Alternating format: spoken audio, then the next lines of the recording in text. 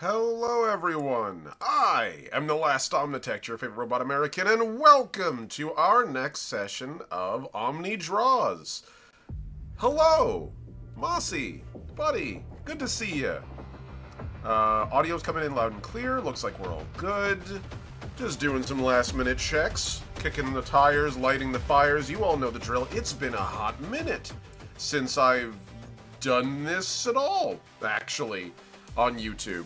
Hey everybody, I promise I'm not dead. In fact, if I can just pop on over to... Hello, there you are, yes. Hi everybody. I'm not dead. I know it's been a hot minute since I've been on YouTube, and I'm happy to be back. I have been on a bit of a winter retreat writing Legacy First Flight. For those of you who are unfamiliar with Legacy First Flight, Legacy First Flight is, in fact, my fast and light tale in the world of tomorrow. You guys can catch me doing this work for a lot of things. But primarily, most of what I've been doing is doing art assets on most of these streams, anyhow. But the last, couple of months, I've been doing a big push. An actual, colossal push to go from Legacy First Flight just being the in-house Indie TTRPG that me and my friends play off the grid to actually getting it in you guys' hands. And this is something that I've been honest about several times in the past, that I always wanted to get it out to you guys, and it always felt like something for the distant future, not something that's actually, a thing I could achieve in the moment. Well, that's sort of changed. And by sort of changed, I mean it has changed. So, at the moment, I am currently in the process of actually, writing the damn thing for you all to finally enjoy. And so, I will take a moment here and introduce you guys to the lore of the setting, as I have done at the beginning of many of these streams. But, long and short, I've actually been working on getting the thing finished. And more than ever, it's possible. So, a little peek at the actual, art I've been doing, and we will get started. But before we do that, I just wanted to take a little moment and thank the incredible patrons who've been supporting me. I've still been on Twitch. I've been playing video games pretty reliably. I haven't done any actual plays this whole time because, again, I've been focusing on writing the actual rules out and getting the book cranked out, and I'm still working on it. I was hoping to be done by this Saturday, but... well, let's be real. I don't think anybody expected that, you know how life happens. I was expecting the holidays to be the holidays. I was not expecting my dad to go to the hospital. He's okay. I was not expecting for, literally constant catastrophic news to be pouring in that makes my life as a political organizer increasingly more relevant and increasingly more time-consuming. Worth it, by the way. 100% fuck fascism, and I'm happy to serve in that capacity. But it's definitely feels like we get blitzed every time that I sit down to write. And so during this time, my amazing patrons have been there to back me up, and you guys as well. So I just want to take a little moment to say thank you to my incredible patrons. At Tier 1, we have Ampersand and Atlas. Thank you guys so much. At Tier 2, Necronomus and Souls Rolls. You guys are amazing. And we have ourselves a brand new patron. Everybody, or I should say, not brand new, but a brand new, Tier 3 Ironclad Ally patron. We have Mossy the Mighty, my ever-amazing companion, who's currently in chat, and you can chat with them at the moment. But also, Heinrich the Heroic. Heinrich, thank you so much for stepping up. Again, my patrons are the lifeblood of what I do. Seriously, you guys can go to patreon.com/thelast-omnitect. Even if you just follow it for free, you get access to my weekly schedule, where I talk about what I'm doing for that week for content. I also do frequent briefings on how Legacy is going, peeks behind the scenes, what I've been working on, as well as also free access to my webcomic Gentry Delon Ain't No Fascist, and much, much more. So, everybody, thank you so much. For those of you who are my patrons, you truly are the thing that lifts me. And I cannot emphasize that enough. You're all amazing. Thank you. And hey, if you want to help us, every little bit counts. So, with that, let's get ourselves back to YouTube. So, I'm not sure if I showed anybody this on YouTube, but we actually do have a cover at the moment. For those of you who might be familiar with that art piece, it felt like it was appropriate. I'm still going to be, like, reworking some of the designs of this. This is just the temporary, like, starting, like, cover of the book, but I'm happy with how it turned out. So, pretty sure I could physically lift you as well. Yes, you definitely could. You are a beefcake, my dude. So, it is the year 24XX AD. After centuries of turmoil, humanity has bravely ventured from its home on Earth, bound by shared hope. We strode into the stars together under the banner of the commonwealth of humankind. Now the peoples of the 8 sapient species of the galaxy, of the Galactic Union, tirelessly strive to maintain a delicate peace. Where is my webcam? There it is. I'll turn that off. That has endured for 2.5 millennia. Starships fold space-time to cross the impossible gulf separating stars. Matter printers forge abundant base elements on a molecular level into food, shelter, tools, and more. The Prism, a sprawling galactic communications network, allows distant worlds of the Union instantaneous communication and sharing of knowledge. Mighty terraforming engines change barren, lifeless rocks into thriving garden worlds within the span of a decade. It is a time of wonders, but it dances on the edge of a knife. While the 8 member species of the Union may be at peace, the true scale of the galaxy is vast, and most of its trillions of peoples live far from the influence of their homeworlds. Pocket empires, nation-states, and free marches are scattered outside of the Union's territory. Dictators, pirates, fascists, and cults prey upon these isolated regions, creating a steady drumbeat of exploitation and violence that the Union's peacekeepers fight to contain. The greatest threats faced by the galaxy are shrouded in its past. The Union is the latest civilization to stretch across the galaxy, but it grows in a graveyard of those that came before. The Anazali Imperial, the Tyrant Sectori, Wanderers in the Dark. The rise and fall of galactic society is played out countless times. Inevitably, each collapse was so complete and sudden that any records are lost to posterity, leaving the twilight of these empires a matter of grim historical speculation. But while their history is lost to us, within undiscovered ruins that lay hidden across the galaxy beneath our feet on countless worlds, their ancient works persist. Weapons of unimaginable scale, ancient threats locked away in fear, technologies beyond our wildest dreams. If the galaxy is to endure, these hidden ruin worlds must be discovered and charted, and their troves of relics cataloged, lest they be unleashed on the Union. So the Union sends out voyagers, teams of seasoned explorers, mercenaries, and specialists. They are the very best and brightest the Union can offer, each having already encountered ancient technology. You are a voyager, and what you do will change the galaxy forever. And that is our little crawl. So, hopefully that set the stage a little bit. So what we're going to be working on today is something that I have not worked on in a hot minute, actually. I am going to be working today on hard suits. So, hard suits and soldiers. For those of you who are unfamiliar with Legacy First Flight and the setting of, don't worry, I'll get you caught up to speed. We already got the little crawl that happened, but the long and short of it is that you guys play as Voyagers, and as opposed to being a class-based game, instead, we have this much vaguer career-based structure, where each of our players selects what their historical background is that got them to be a Voyager in the first place. Where are they approaching voyaging from? And of those 6 classes, one of the most immediate and preeminent of them is, in fact, if I can open this bad boy up and make sure that it's actually properly showing. Can you tell I'm still feeling like I'm getting back into it? That would be the soldier. Is my webcam pops back on? Come on. I believe in you. I might need to believe in you a little harder. There we go. Someone needs a reset. Aha! Soldiers. So, soldiers are one of the first of the... It is the first of the 6 playable species, or the 6 playable careers in the game. I clearly need to write out scripts for these videos in the future, for these streams in the future. So, Soldier is one of the 6 starting careers. These folks are pretty much stock in the sense that they are exactly what they sound like. Like, I think the actual core book here, which I will open up so we can talk, at least the Legacy Beta Pack anyway. The exact description of a soldier is... If the document will load. Takes a while for that, apparently.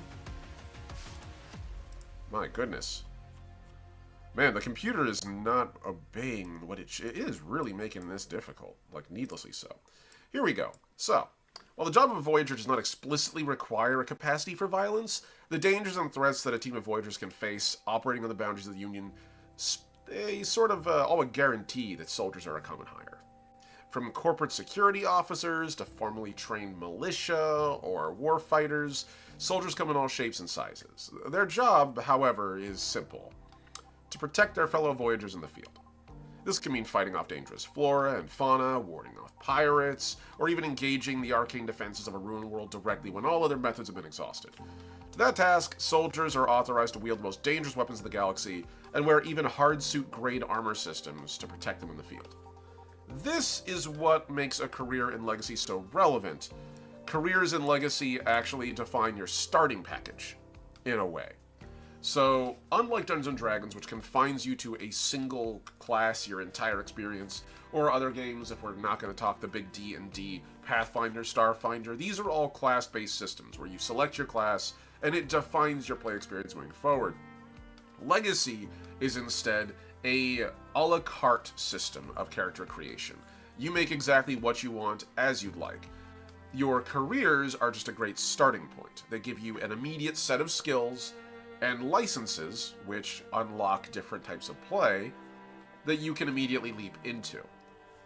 So think of it as, again, a starting package that makes your character functional at the beginning, and from there you can choose where you go. These represent what your character used to do before they became a Voyager, but as a Voyager, you got a lot of options. You got a whole galaxy's worth of tools and technology and advancements to, well, screw around with, to be gentle about the terminology. So today we're going to sort of futz about and make something new. And let me see if I can open up a particular reference that I was looking at the other day. There's one particular hard suit that I recently... Aha! Yes, I have not seen this image in a hot minute. Hilariously, one of the things that happened a few years ago was I had a couple of really unfortunate computer failures. And that's never fun. But the funny thing is that it means that sometimes to access some of my old drawings, I need to actually go and screen cap from like Facebook and Blue Sky and such. So, here we go. That is a hard suit. For those of you who are unfamiliar with what hard suits are basically Fallout-style, StarCraft-style power armor. A little bit like in that ballpark. They're really heavy, really strong. Wearing a hard suit turns you into an infantry-sized tank. You are strong enough to arm wrestle with mechs, take shots from super heavy weaponry, and live. But you have a couple of vulnerabilities. You still aren't a mech. So as a result, you're not going to be as durable as. You have some limitations. You're very strong, but you don't have the massive framework of a mech. So you can only mount a limited amount of systems onto your hard suit. You can, of course, always mount bigger weapons that a normal person on foot couldn't carry, but it takes you utilizing your mech's hard points to do it. And other than that, you still have the issue of simply being relatively small. Also, when your hard suit dies, it gives you basically a get-out-of-jail-free card. If you get shot enough and your hard suit fails, it'll safely eject you no matter the damage you take, but after that, you're just a dude on foot. And in this game, a dude on foot dies to a single bullet if they're poorly equipped. So hard suits are a great defense against potential threats, but they're not the end-all be-all. This is one of the two things that soldiers have access to.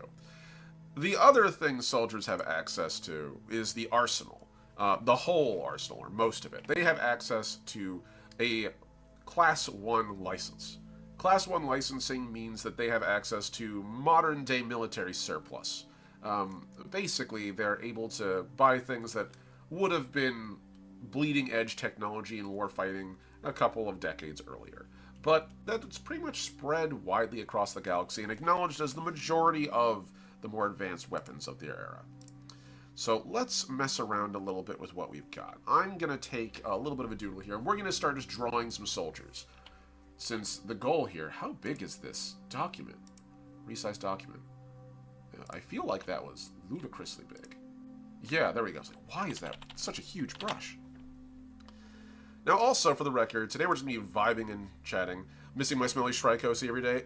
Bardo, I miss you every day, buddy. Hi. Everyone waved hi to Bardo. He's one of the folks that actually was one of the first people involved in Legacy First Flight.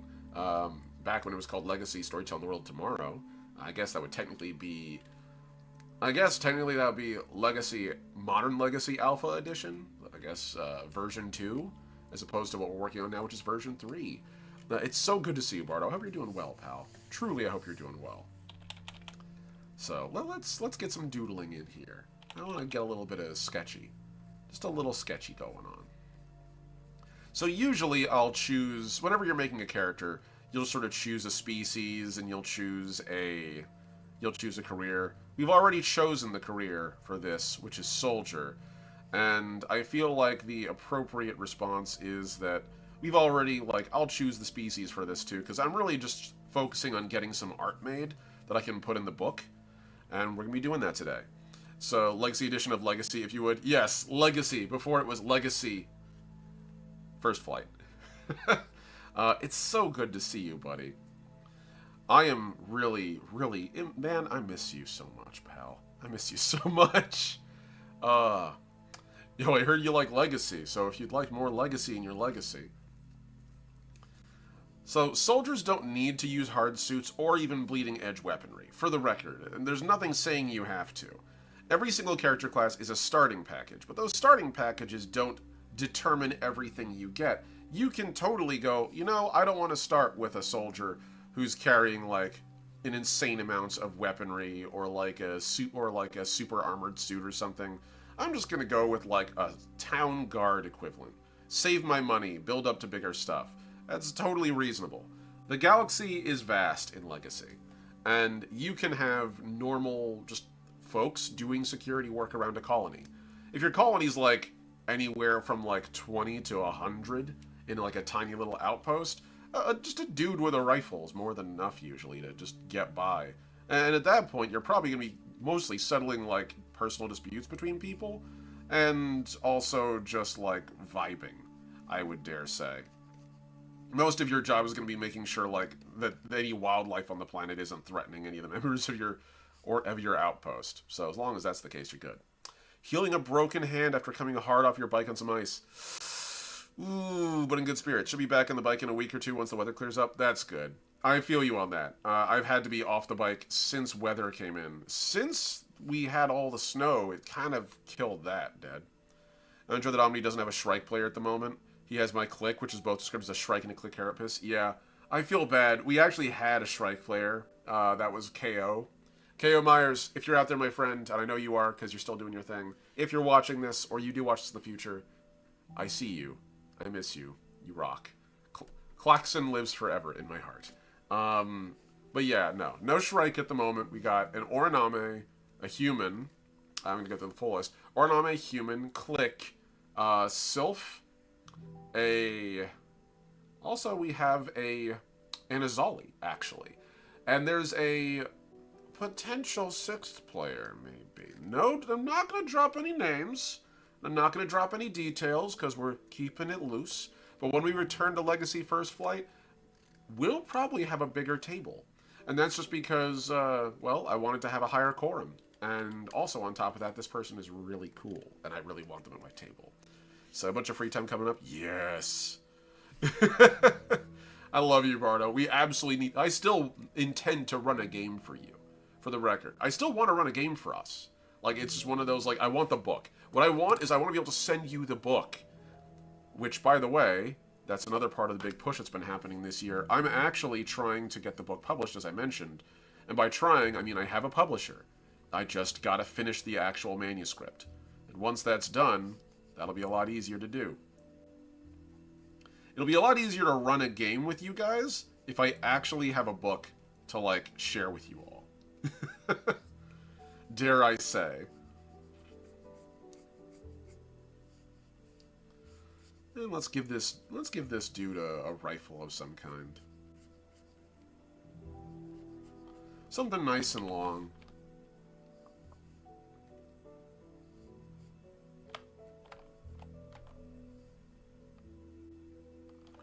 There we go. That'll do. We can sort of get in there, fudge this up a little bit.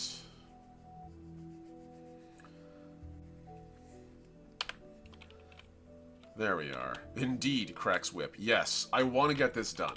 I have been putting it off for way too long. And honestly, I'm 37 now. Feels weird to say. But, for the record, I feel great. Like, for anyone out there who's like, they're freaking out about, you know, I'm gonna hit 30, oh god, my life is over. No, it's not. You'll be fine. Trust me, don't be a bitch. You'll be okay. Like, just relax.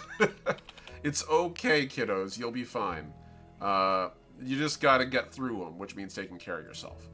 But, that said, that does mean, like, actually giving a shit about yourself a little bit more.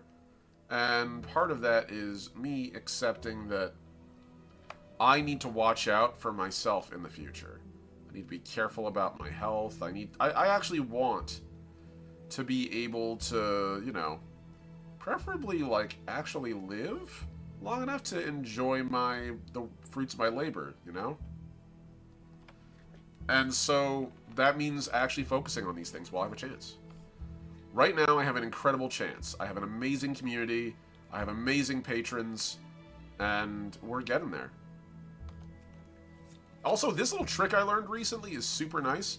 If you hold shift down while you draw something, it actually lets you create a line based on your prior direction of where you were. It's really nice, actually. It's a great way to draw straight lines when you're someone like me who quakes too much to do it otherwise. Looking forward to 30 next year. I met you when I was 22, by the way, crazy. Yeah, I know. 37. My old bones! No, it's really not that big a deal, guys. It's not. I actually feel pretty good. Biggest beef I have is that I can't throw myself around as hard as I used to. I actually have to fucking take care of myself. Which is honestly a good thing, truth be told.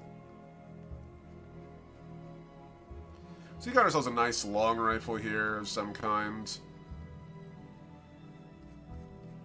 I kind of like the idea this might be a polearm of some kind. So we're going to go give this thing a slightly lower... I'm just sort of feeling out the shapes of this thing. We're vaguing it out, you know? We're not doing anything too insane.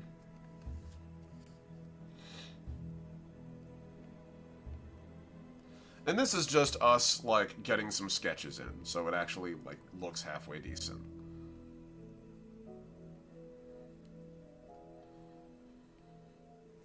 There we go, got ourselves a nice scope on this bad boy. But by the way, congratulations for when you get to it. The big 3-0 is not that big, but it is pretty awesome to get there. And also, I want to get to about here, and...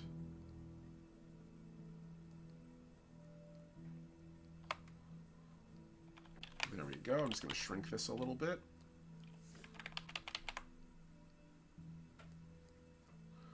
And we'll do the same thing here. Pull that down. There we go. That'll do.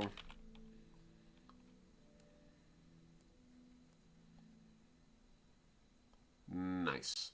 That looks pretty decent. We do the same thing here. There we go. And we just pull that straight down. Cool. So that looks alright enough. Like, it's pretty decent.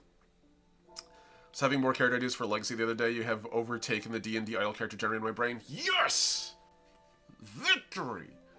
Suck it, wizards! I'm sorry. I'm okay with that. I love that. That's awesome.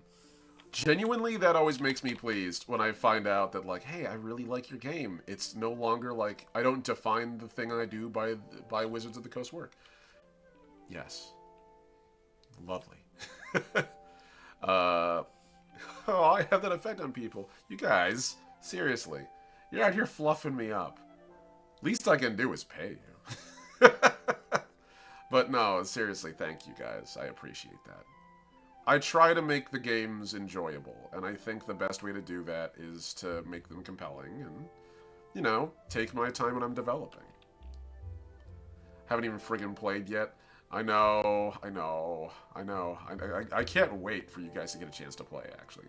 I'm really excited for that. So I'm taking a look at some, like, breech-loaded weapons over here and some standard modern, like, automatic weaponry.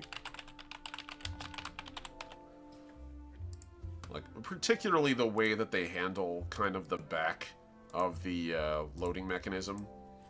Usually they have, like, a flap or something there, and that tends to work pretty well. Also, usually around here they have, towards the back, some kind of... There we go. That'll do. And then we sort of pull this all the way back. Because that's the actual barrel that fires. Okay, yeah, we're looking alright. We're looking alright. Should probably put this little mechanism actually a little further down, if that's the case.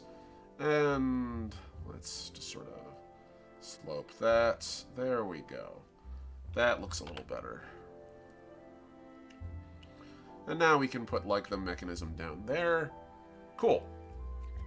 And I will give it a pretty straightforward handle.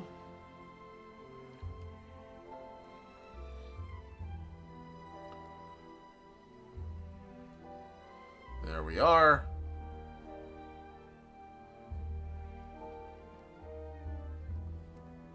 Cool. And then I can just sort of put the top of the magazine on there. That looks alright. I might want to make this a little longer. Because this isn't an automatic rifle. This is like a pretty... This is a pretty standard I wouldn't say this is a marksman rifle. This is a sniper rifle of some kind. Probably a Kestrel, I'd be willing to say. Like the baseline starting rifle. Really good stuff. I think it's the Kestrel. Been a hot minute since I opened that document again. Bond is the sweetest. Yeah, I don't know if you or Omni or the other half are more excited than me at the table. Yeah, Bond is the sweetest. By the way, she just turned 30 yesterday. So everyone wish Bond a happy birthday if you're in the chat. We've already done it in the Discord, but do it again in the chat. Just so that she sees it, because she's awesome. Now, one of the things in Legacy that's kind of really important in its modern iteration is that Legacy in its modern iteration no longer has like a million different guns of different classes, but instead, in its current form, it actually has simply one of each tier. And so basically the way that it works is now, every single time you get to a gun, you have on the actual like arsenal page, if we can open up the mock-up here, on the one hand, you have basically a like markup of what the guns will look like. It'll be silhouettes, but actual like drawings of the guns when the actual art is complete. And then on the other side, you'll have a civilian model market, a civilian market model, a surplus market model, and a military grade model. These represent the three classes of license that every player has access to. Class 0, Class 1, Class 2. A Class 3 license in Legacy is unique in the fact that you can have a Class 3 license without having a Class 2. A Class 3 specifically allows you to handle relics, exotics, hyper-rare prototype technology. It basically means that you're forklift certified as far as guns are concerned, and weapons and technology. At least when it comes to ruins and not blowing people up by using ancient technology. You've been trained enough to not screw things up. So, but it's not enough to say, justify you with going to the market and saying, I would like to buy a, say, I don't know, General Motors Gauss 6 Avenger Gatling cannon. That might be a little above your licensing rate. Kestrel's the base because Mog has the Falcon. That is correct. So, yeah. This, again, is a mock-up of what the armory is going to look like in the book, or at least roughly. I intend to do a little more graphic design, make each of these weapon family-like pages kind of look a little bit like a catalog for different corporations in the Legacy-verse. And we've got a fair few of them, actually, at the moment. It's a pretty stunning amount of current, of current corporations that we can work with. In fact, I'll take a moment to show you guys. We're just going to save this very quickly. Nice. Alright, so, if I open this bad boy up, and we zoom on in, these are all the different weapon manufacturers I have in book right now. It's not an exhaustive list by any stretch. This is just the ones I'm going to have in the core book at start of game. So every single species will have at least 2 weapon foundries or manufacturer foundries to work around with. Some of these make mechs, some of these make guns, some of these make armor or advanced technology, but all of them do a little of everything. And each of them has a specific niche they work towards. So as an example, Skyward Forge tends to make seeker weaponry. Seeker weaponry is lasers that are designed to chase after targets. Literally, they do what light cycles do in Tron, where they'll go around 9-degree angle corners and strike people, even if you don't have a line of sight. Likewise, their scopes do the same thing, so you can look around corners and basically breach a building with a bullet. Whereas Starfall Tech Works, on the other hand, is actually a collaborative anti-government foundry. They are specifically founded in opposition to Skyward Forge, which is a government entity. Literally a government-run, like... In one hand, it's a government-run entity, a government-run corporation. The other is actually a collaborative, citizen-owned movement to arm and mobilize against that government on the day that they hope to overthrow it. Likewise, you have, like, as an example, 0 Point Manufacturing is the larger, centralized, major industry of the Children, at least, like, one of the first founding corporations of their species. When they were first growing, and they were like, we need to get into the economy.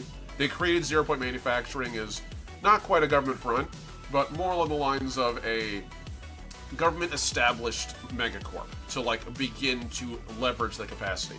Whereas Technique Solutions is more of a modern boutique.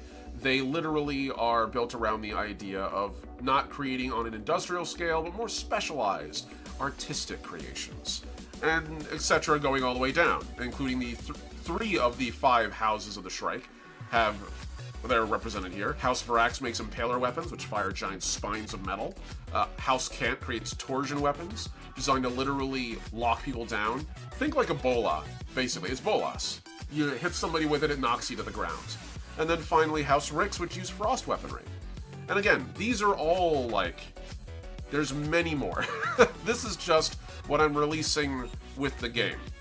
Again, I don't need to drown my players in options, and I don't need to drown you readers out there in all of my lore. Part of the whole point of why I made Legacy is I want you all to make what you want and enjoy yourselves. So, that's kind of where we start. And we're going to have ourselves a little, like, click back there.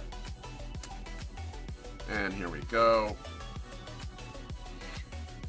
And we sort of give this, like, rod extending back over here that allows people to, like, extend the length of their rifle. I figure we'll also probably put, like, some kind of break up here that allows folks to have, like, I don't know, some kind of legs or something.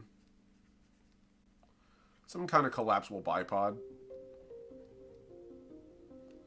There we go. That'll do.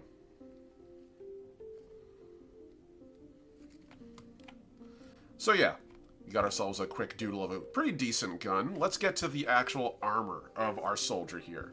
So there's plenty of weapons manufacturers and arms manufacturers across the galaxy. This is a human soldier, so they probably buy from a human manufacturer, or at least buy from a corporation that creates human equivalent tech.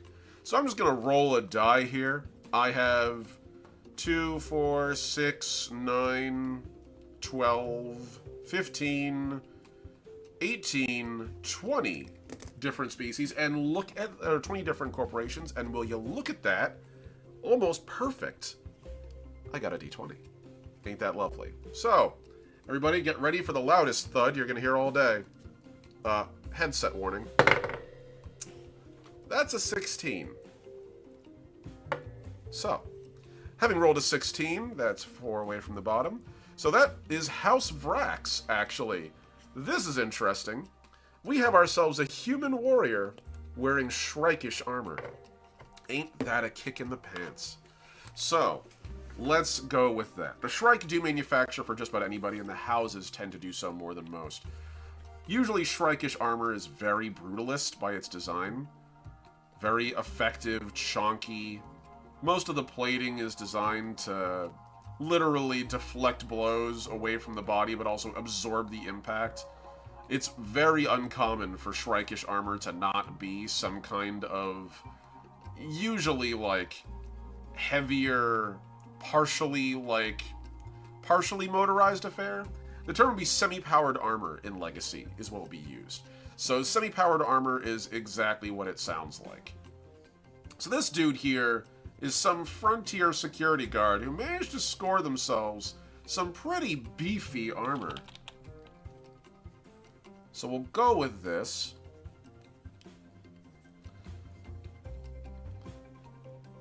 So this person's probably wearing semi-powered armor, made by House Vrax, which means we have very thick leg plating on top. We have ourselves a belt and a midriff section, and we'll do the same thing on the other side. And that comes all the way down here, goes over the knees. They don't really have separate knee plates for that particular armor, so let's see, we're going to give them that. And we're going to have the actual armature coming off the sides. As for the upper arm armor, I'm not sure there's much in the way of, like, armor for the arms. The forearms tend to be kept pretty loose on Vraxian armor because they're Shrike-ish. And so it's not uncommon for them to prioritize hand movement just for the use of weaponry. As far as hair goes, I want something a little bit more messy. This is somebody who doesn't really much, like, care for what they look like outside of the helmet. So we're gonna go and give this person a bit of a, not really a faux hawk, but something like that. There we go. We're gonna go with this.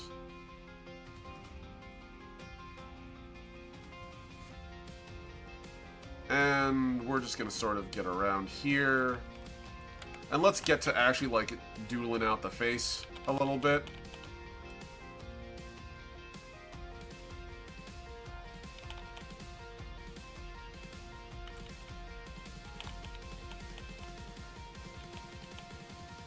There we go. That's a start. So you already got a nice silhouette going here. Hey, Wolfie, good to see ya. How you doing, Lady Aries? We're just doing a little bit of doodling here in regards to Legacy First Flight, getting some faces going.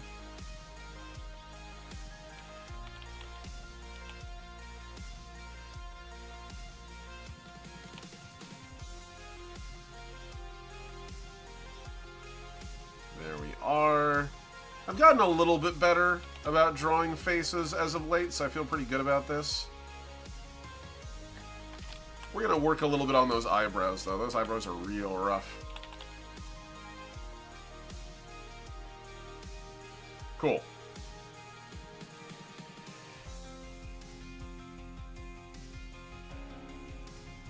And then we can sort of get the rest of the face here. Nice. Alright. Then we have the back of the armor coming up to about here. Feels good. Drawn doggos. Nice. Good to hear. And then I kind of want to do a bit of a fade on the back. Because honestly, I think the fade looks pretty good. And then as far as the arms go, maybe this person actually does, like, hail from a Shrike-ish house.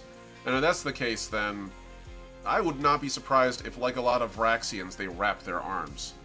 So we'll go with that.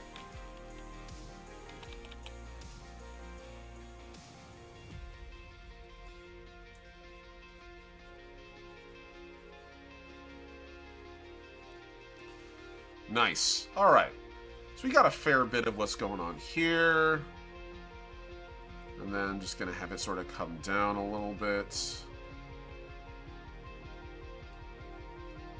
There we are. And we do the same thing on the other end, where they have like a little bit of fluttering, like cloth at the end. Nice. Okay, we do the same thing back here. Sort of comes down a little bit, and then a little bit here as well. Cool. So we got ourselves a pretty quick doodle going on here. Alright, awesome.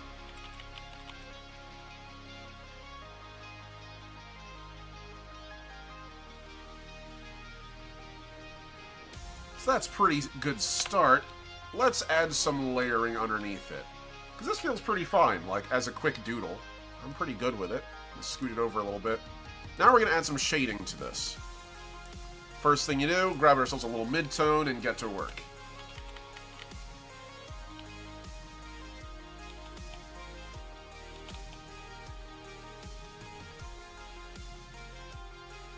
So again, soldiers are kind of the action hero characters of Legacy, at least by their like background. And again, as I mentioned, you don't have to abide by being a soldier forever. Your character can change their job class, they can change their career anytime.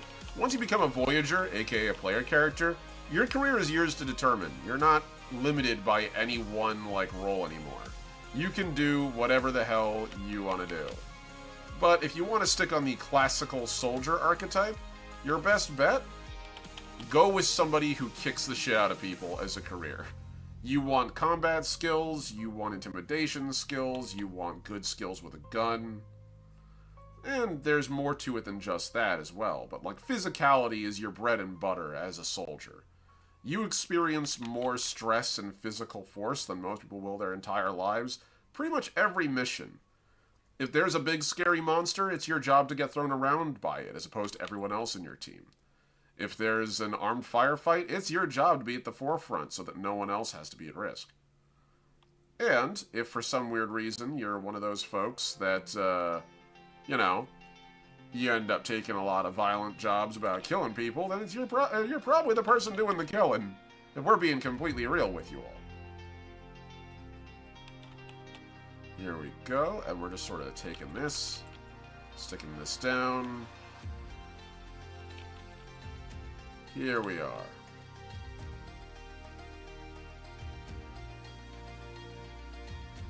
It has been a hot minute since I've done an art stream, and it feels good to be back, folks. It feels real good to be back. Alright, so we're going to get in here and actually get to work. So you have our rough sketch. And this is just going to be Soldier 1.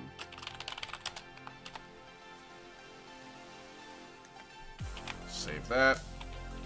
Alright, put this about 25%. Oop, not what I wanted to do. There we go.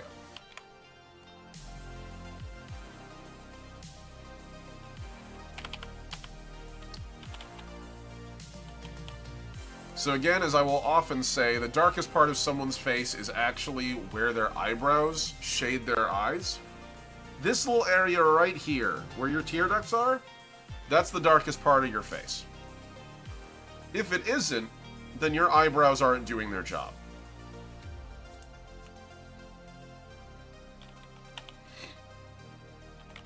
Here we go. We can sort of get in there a little bit.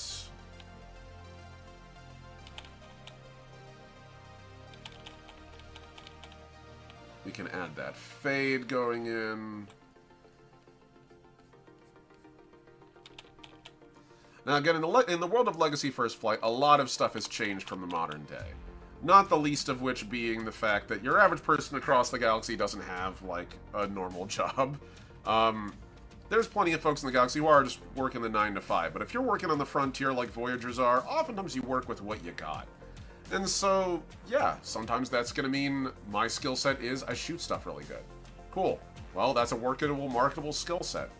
Also, unlike folks nowadays, you don't really have to worry about, like, making your keep, in the sense of, like, affording to live. As in Legacy, basic sustenance and shelter are human rights, or I should really say sapient rights.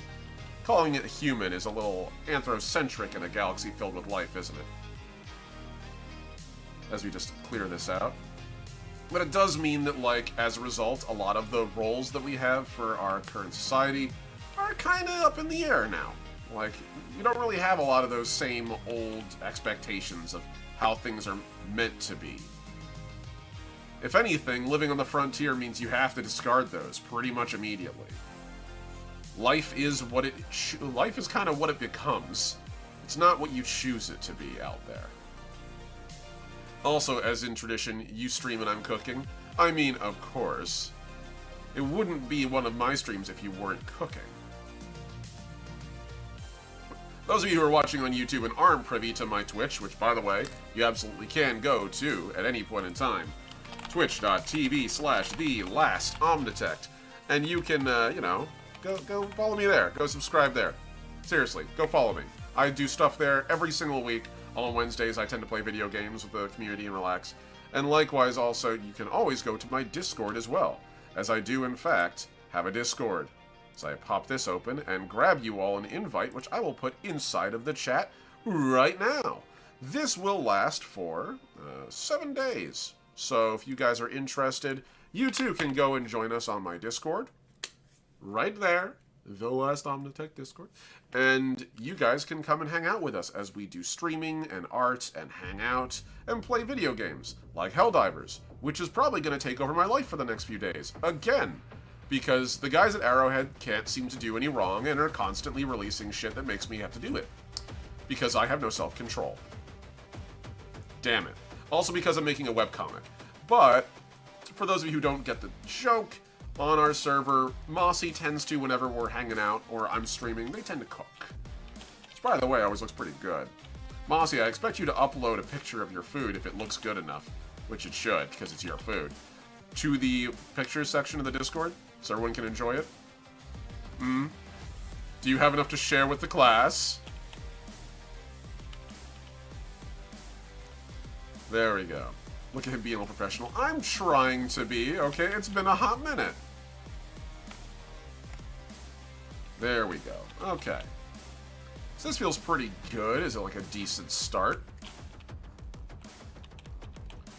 So let's get some lighting up on this. So we have ourselves our base levels of shade. So this is, I guess, just like the standard... Yeah, this is shade, line, block, and now we're going to go into detail. Alright, let's get to it then. It's fried rice, so I shout. Ooh, that sounds nice. Fried rice sounds very nice.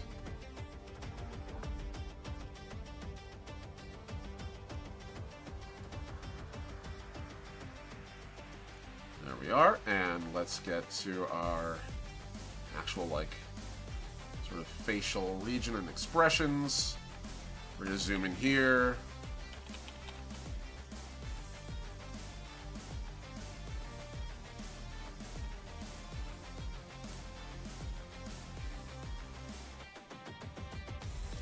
There we go. We're going to get that nose a little more.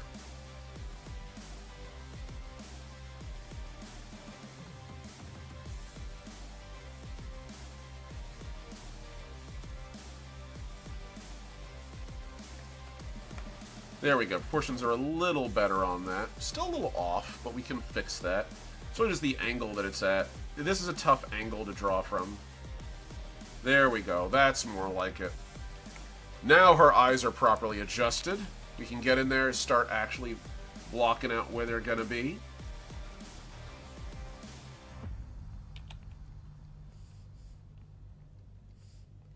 I presume this character is femme presenting, so yeah, we're going to go with that.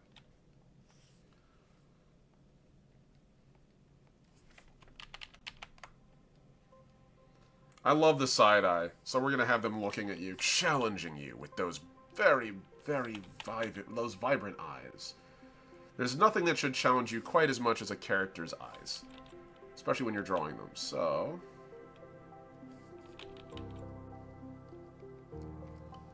There we are.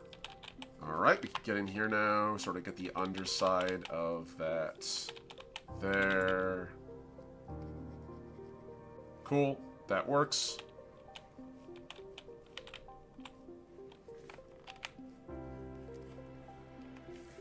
It's something, alright. It's coming along nicely. And then we sort of get, like, the fade on the front here.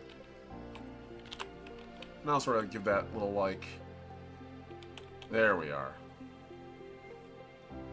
There we go. As I turn my head like a dog. Am I the only one who thinks that? Pupper update off to part 2. Nice, nice. I'm looking forward to seeing it. Let's get some white up in here. Sort of pick out the individual hairs a little bit. I find this is usually where hair starts to look a little more like hair and a little less like straw.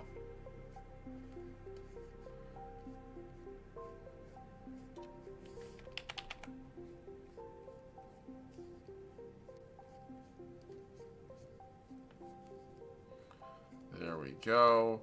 And now we can sort of just pull that back. Nice.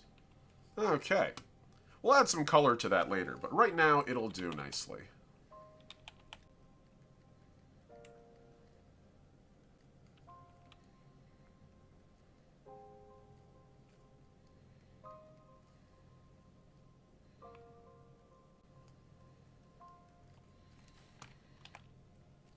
Looking decent enough. Let's keep going. So as far as armor detailing goes, we're going to want this to be blocky. Again, it's Shrike-ish armor. We're talking thick, heavy, meant to take blows. The Shrike, again, for those of you who are not familiar with the setting or are new to it, are one of the 8 playable species in Legacy, and they are, well, in a word, thick, with 2 C's. They are strong, physically imposing warriors. As a general rule of thumb, they will always be bigger than most other people.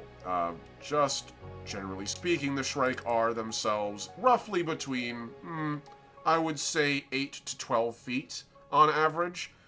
Depending on how old they get bigger. They don't really ever get, like, small or infirmed. Actually, what ends up killing them is, much like a shellfish, they get so large that their skeletal structure can't support them, and they die from organ failure. This is a Shrike-ish warrior here, as an example. This is a human to scale off to the side. Not sure you can see them. Let's zoom in there a little bit. Yeah, this black blob on the side that's vaguely human-shaped, that is human to scale. So they are large and in charge. And with a species that has, well, no eyes to gouge, as they entirely see using echolocation, and thus their forehead has this sort of like flat melon-like structure. Really convenient for when you get into a fist fight that no one can gouge your eyes out, just as a general rule of thumb. So they tend to be very aggressive and very much compelled to, like, bouts of physicality, as the term I'd like to use. They're not actually a warrior race. I want to make that very clear. They are, like all species, contained and made of multitudes. There are many Shrike that are just my neighbor Totoro levels of chill. But at the same time, there are many others that are every bit the Klingon archetypal species that you can think they might be. So, Shrike armor is designed for 10-foot to 12-foot tall badasses who weigh upwards of 600 pounds, swinging powered glaives and screaming saw blade weapons at each other, to protect them against that. So bulky, again, in a word. That's what we're looking for. So if that's the case, then we're looking for thicker shoulders, things to deflect blows off of as you're getting struck. So let's go with a little bit of this here. I'm gonna go with like a dark shade, first off, for any of the major armor plates. This is Vraxian armor, and Vraxian armor is made for sword breaking, a tradition the Shrike do where they'll literally, after a battle, once their enemy has been vanquished, they'll take the blades of their enemy and literally break them upon their bodies. It's a very ritualized affair, but also very badass to witness. Nothing says I've beaten you like shattering your blade on your breastplate. But it does mean that, as a result, their armor gotta be really thick. Even more so than your average Shrike warrior, who normally doesn't treat themselves like an anvil after battle.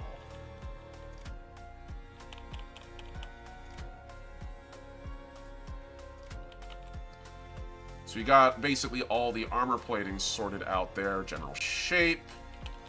Let's get on that and actually get to work. So, lots of really, like, brutalist shapes in Shrike-ish armor.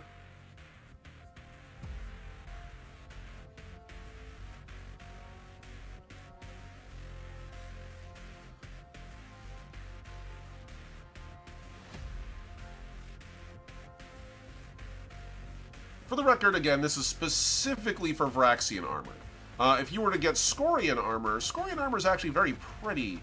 Like, it's not brutalist by design. In fact, actually, House Scor tends to make armor that's actually very ornate by comparison. House Cant tend to be the ones who make the most, like, pretty and, like, or actually not the most pretty, the most, like, pragmatic industrialist armor. House Vrax are the ones who, if they make you armor, they're gonna go, okay, let's size you up, and then they'll put you on a fucking scale and give you a barbell and see how much you can hold, and then go, ah, yes, that's the limit. Gotcha. And this is how much you weigh, so we'll be able to work around it. That's the kind of armor you're talking about with House Scor. And versus House Vrax versus House Rex. And then over here, we're gonna sort of pull that forward. Okay, cool. And we just sort of bring that. Nice. This looks like it's going along pretty nicely. And again, as always, if anyone has any questions about Legacy First Flight, please feel free to ask. I'm always happy to answer anyone's, like, questions or thoughts. If anyone has anything where they're like, I wonder about this, don't wonder. Ask. I am in fact here, and for the most part, I don't bite. For the most part. I don't bite here. You had to pay double for that kind of action, Cotton. Dodgeball reference. Anyway. But yes, so I'm just going to finish blocking out these shapes here. Let's make that like 45%, I think. Yeah, there we go. And everywhere we have a raised section that's facing the light, we're going to make that a little more vivid.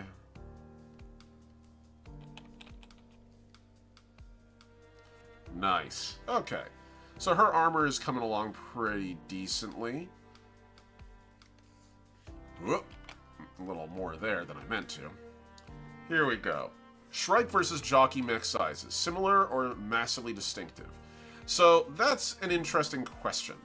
Now, for those of you guys who are unfamiliar with the terms again, Jockey refers to the mech pilots of Legacy. It's one of the starting 6 character careers that you can get as your starting package. And yes, it does come with either an aircraft or a mech. You had to buy it, but don't worry, you have more than enough money, and you can always take out a little debt. But as a result, most jockeys tend to be the biggest character on the field. They're bulky, they're meaty, they got it going on. So Shrike-ish avatars and like walkers, they tend to be a little bit more scaled up to a point. Best way for me to describe it is most mechs are made to purpose, so it'll depend on the weight class, but is a tendency towards something bigger? This is where we get into like doctrine of how people fight and how people engage. There are again multitudes in the Shrike. Not everybody is the archetypal barbarian character. That's in fact very reductive and inaccurate. But if we're talking about, say, their walkers, let's get the scale of things sorted. This is human scale technology, roughly.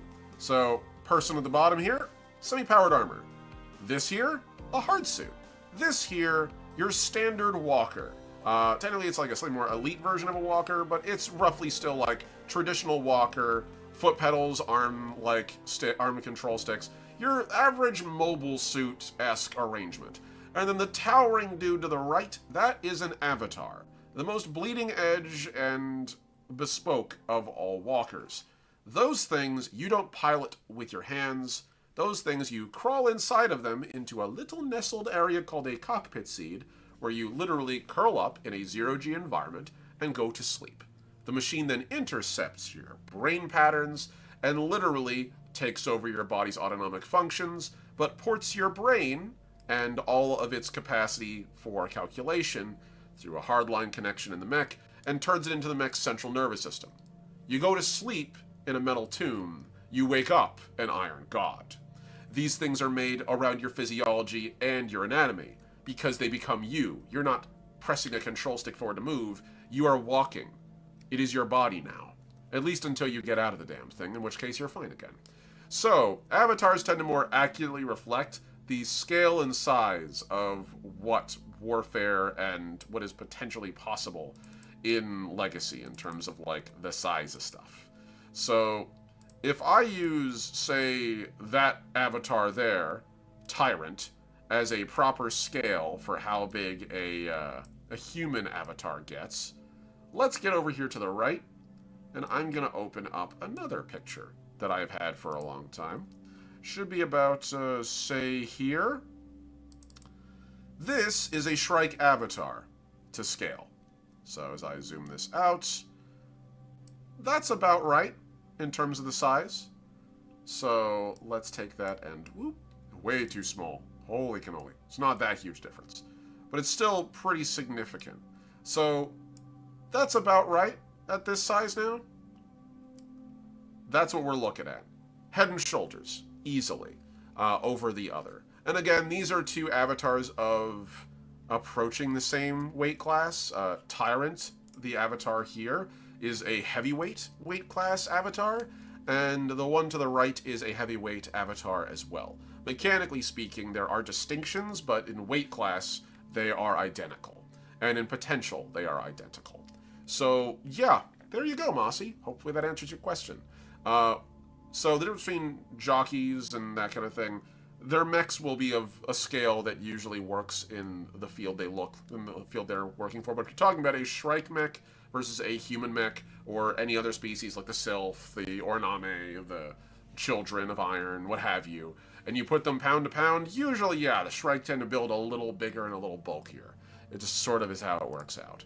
But again, they're all built to task. So, hopefully that answers that question effectively. Hopefully. I also have a tendency to cram words, so please, by all means, if you need more detail or less, tell me to shut the hell up or clarify. I will go on as I pop on over here. So let's get our armor plating a little more properly segmented. There we go. And we're just going to sort of pick this out. Beautiful.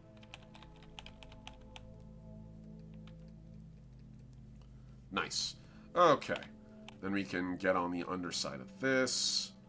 Lay that out. Do the same thing here.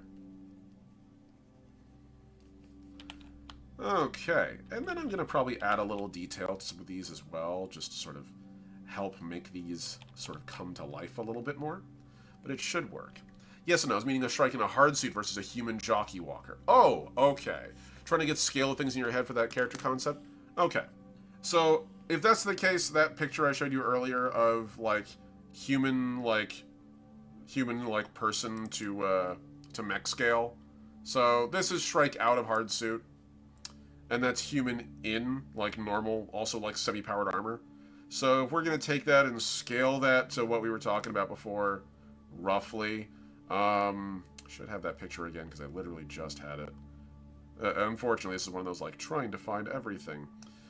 Here we go. So I need to go back to TTRPG Hobby, Legacy, Onward, Book Art, and this is going to be under the Stellar Forge with constructs, and the general size of things.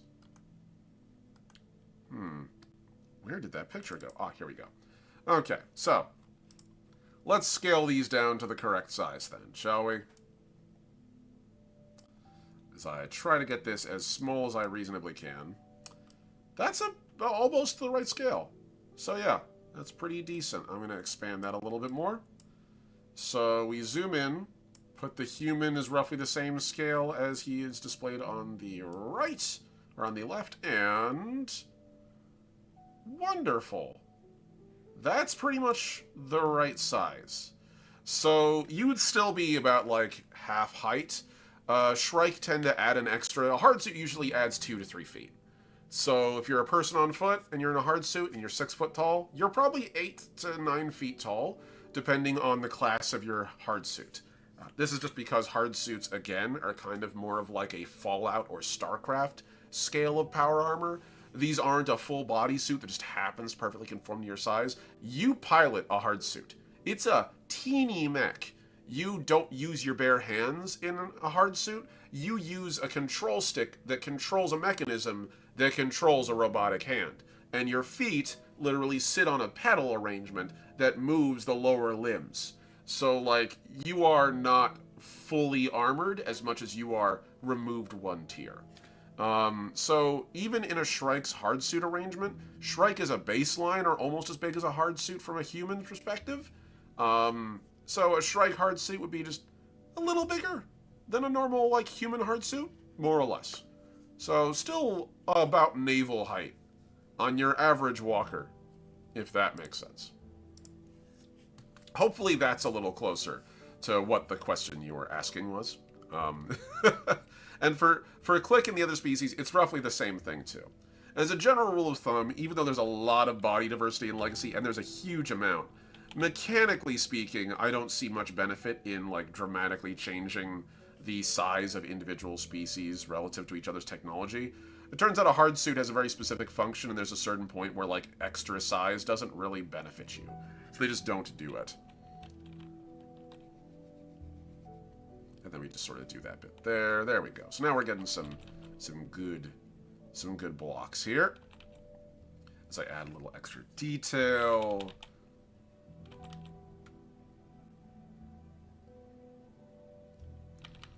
And just like a little filigree here and there. House of Rax is a very specific, like, blocky aesthetic. And I always like to incorporate it into their stuff.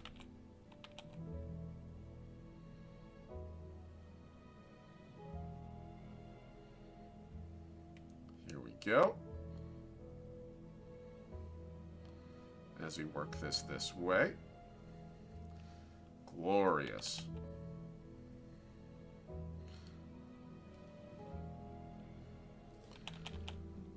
And we'll do the same thing on the sides here.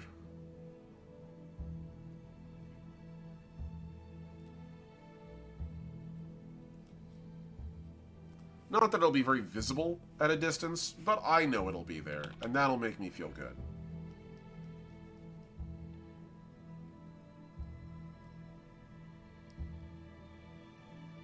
It's almost circuit-like in their, like, patterning.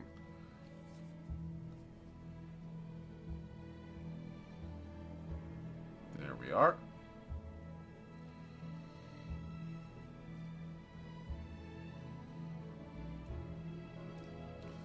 Okay. Now, it's important to also be aware different species create stuff differently. And for the Shrike, they create their stuff as a result of what they would call foundries. Not every species uses foundry techniques, but the general gist is you have a more traditional manufacturing facility, like a corporation or a company, or like a hardware shop, a machine shop. And then you have foundries, which tend to be more bespoke in their arrangement. Depending on the species, a lot of foundries are actually just like craftsfolk. And for the Shrike, because of their constant interfactional warfare that happens on their homeworld a lot, they're a lot more protective of that technology. So you're very likely that any weapon you buy from a Shrike-ish house probably came from their foundry. And they're very protective of their foundational principles of how they make stuff. So, like, don't steal from a Shrike-ish foundry. It's a great way to end up in a gutter somewhere. That's what I needed. As a breaker with a can opener isn't too far-fetched. No, it definitely isn't. In fact, your average Shrike warrior is trained against mech combat, and hard suits are the default. It is a very effective tool to be like, oh yes, someone is charging a line, and then a bunch of Shrike warriors stand up in semi-powered armor or powered armor, wielding weapons designed to punch through a mech, and they all come screaming at you. You're gonna maybe falter, even if you're in a mech. That's a scary sight. only one of them has to succeed in killing you.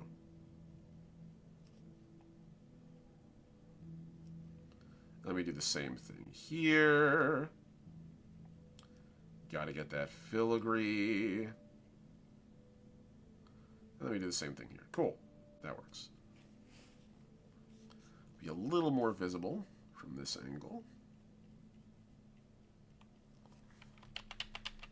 Actually, hold on. I need to sort of do it from there, I guess, a little more. There we are. So I guess that's the angle we're looking for. Cool. Now I can get in there with a little darker color. Clearly denote where that is.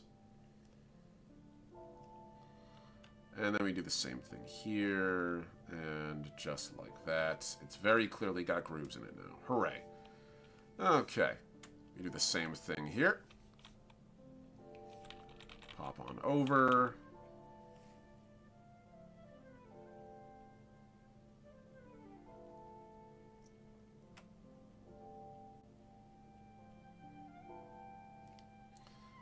Nice. Alright, that works pretty well. Looks decent enough.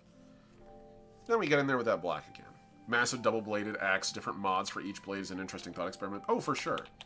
Modding weapons, as I've mentioned before in Legacy, is a core feature of the game.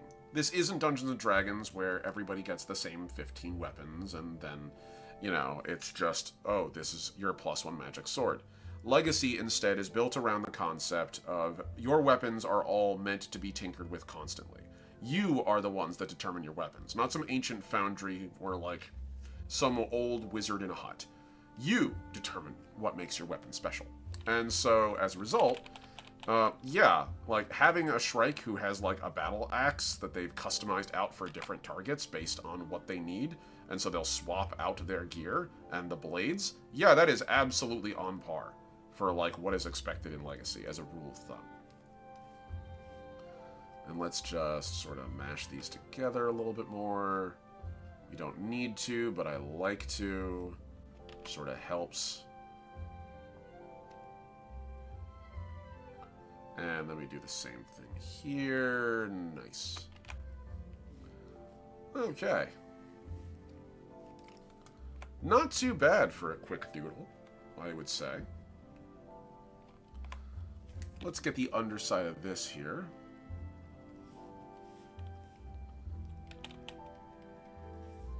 And let's get the top of this.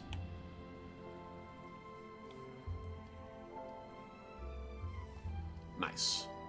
Alright. Yeah, that's a pretty decent and easy doodle to get done here at mock speed, but, you know, it's done. That's all that matters.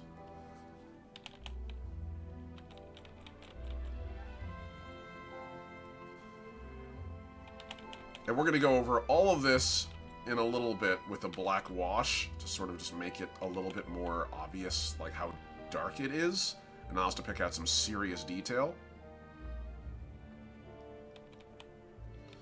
while keeping that black iron look that I want for a lot of Raxian weaponry.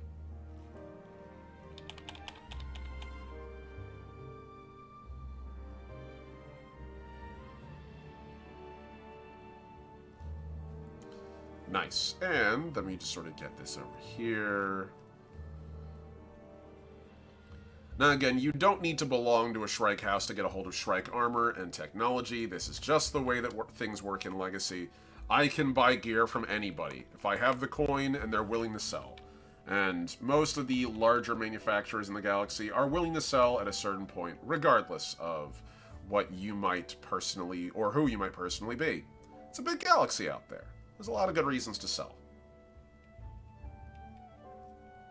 So this is just one variation on a soldier at the moment. Just a single way to play the game. You have a pretty standard Rent-A-Cop style soldier here, where it's just someone with semi-powered armor, a big gun, and clearly a conscience flexible enough to work for different builders and different folks. In a minute, we're going to work on the next one. And that's going to be the hard suit, is like the biggest and easiest, like, thing to denote. Here we go. I'm just going to sort of pick this out again. Nice.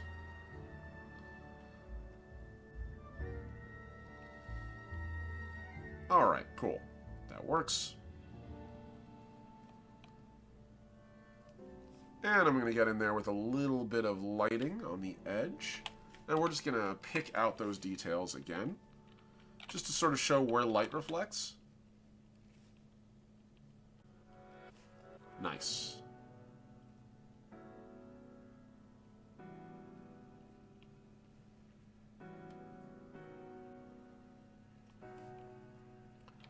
Okay, and then we just sort of do the same thing here.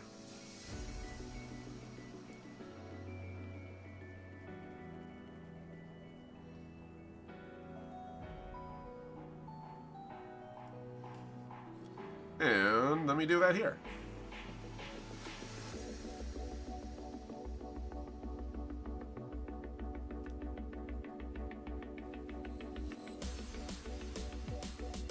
Beautiful.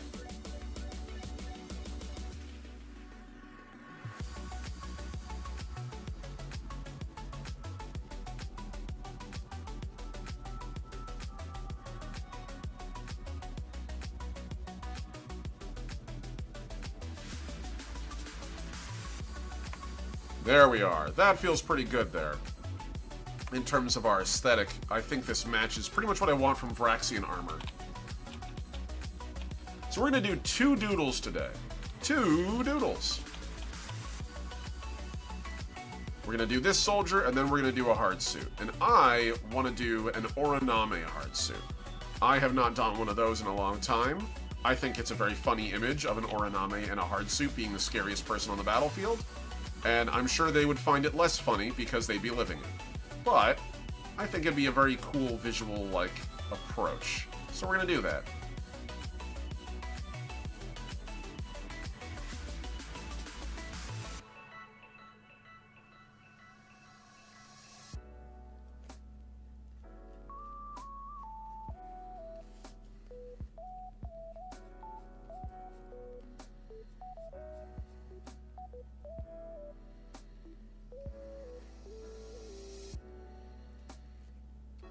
Same thing here.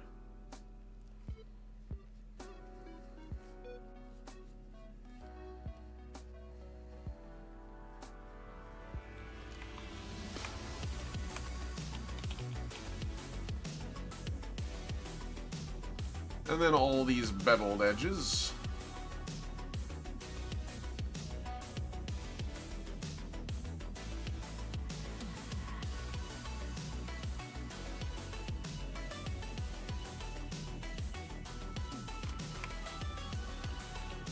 Alright, that feels pretty good to me.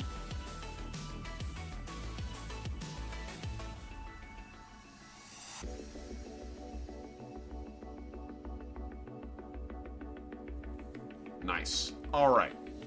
We got ourselves a pretty good design here.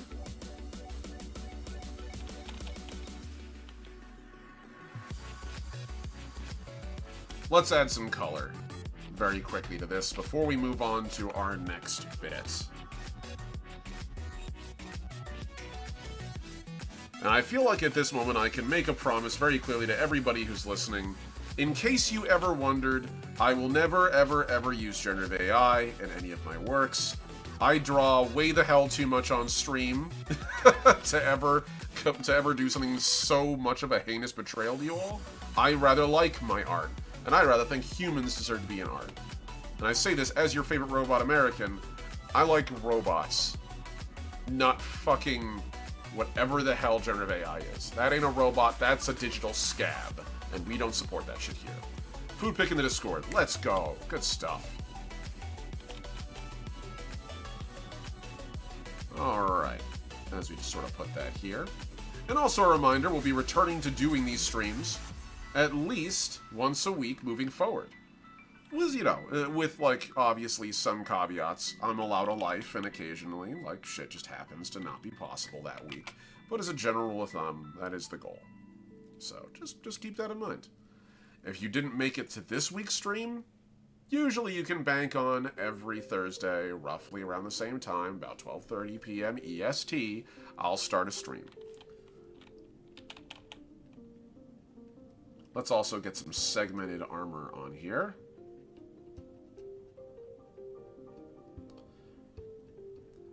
I find the Indie TTRPG solution for drawing hands is pretty effective, where you just sort of draw blocks. And it works really well. There's a reason that Clone Troopers looked so good in the Clone Wars like TV show. The cartoon.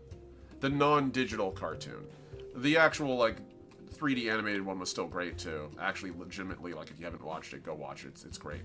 But like the actual original like Indie TTRPG super stylized version, oh man, that was so freaking choice. I can't recommend it enough. Also, best General Grievous. Hands down. Okay. So that looks pretty good to me. Down here we're going to do the same thing. I'm just going to sort of give like a blocky armor shape. Then we're going to define it with a little bit of white.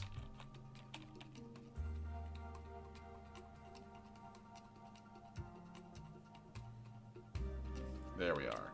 And then the rest of it we can sort of get underneath there. Cool. Nice. That's pretty straightforward, easy work. Let's get these segments outlined in white.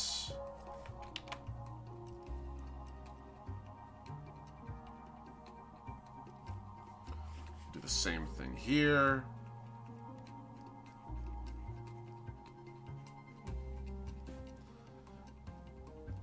And we do the same thing here. Nice. Okay, cool.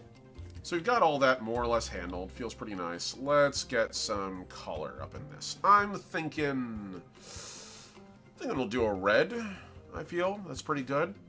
So let's start with a red. A red right hand. I might actually do that, just for the fun of it. Let's put this about here. Okay, cool. We're going to do this as an overlay here. And we're going to see if I like it. And if I don't, oh well, fuck it. We just take it down and change it in a bit. It's not that big of a deal.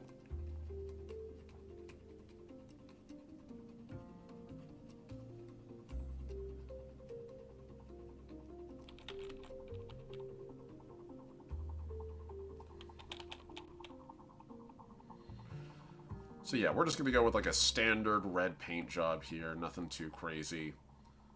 Soldier probably got this off the rack. They primed it red and called it a day.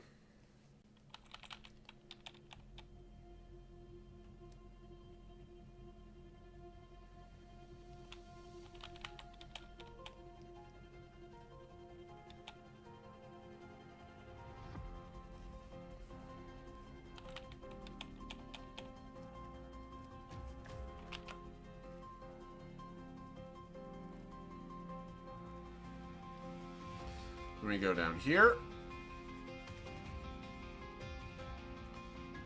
Catch all this armor here going down. Make that a nice shade of blood red. We're going to add some glows onto this as well, because I find glow gives a lot of good definition. Adds a lot of detail where there might not be any.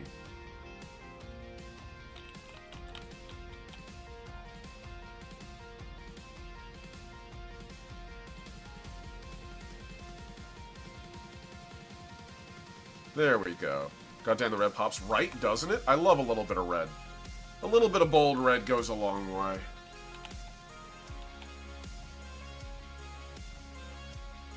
Edge highlighting, a technique I've long since learned works really well in miniature modeling. Also works really well when it comes to paint jobs.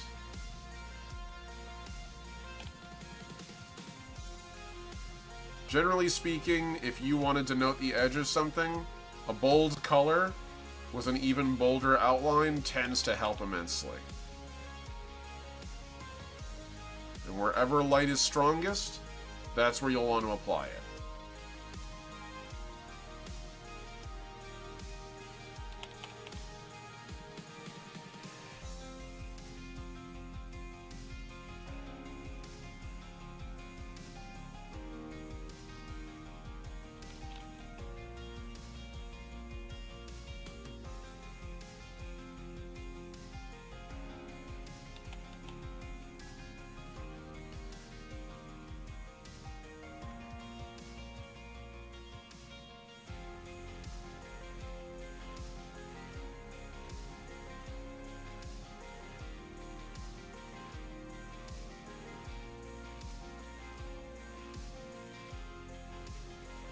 There we go. Not too bad, all things considered, for like a quick splash. Let's go give this slightly like beigeier kind of bandage color to it. We're looking for like a brown. Usually about here, like that's a pretty decent like tannish kind of bandage color. So we're gonna add that in. I'll do this as a... We'll do this as a saturation or a color. I might be able to do that as a hue. Let's detail this out again. Duplicate the hue. Yeah, we'll do that. And then if I go in here, I can literally just add that on. 75. Yeah, that works.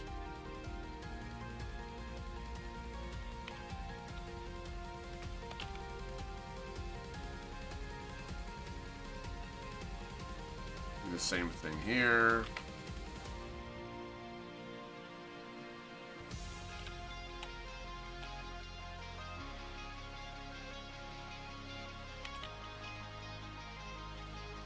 There we are. That works pretty well. We'll do some... I like some brown in here too, I think. That looks pretty decent.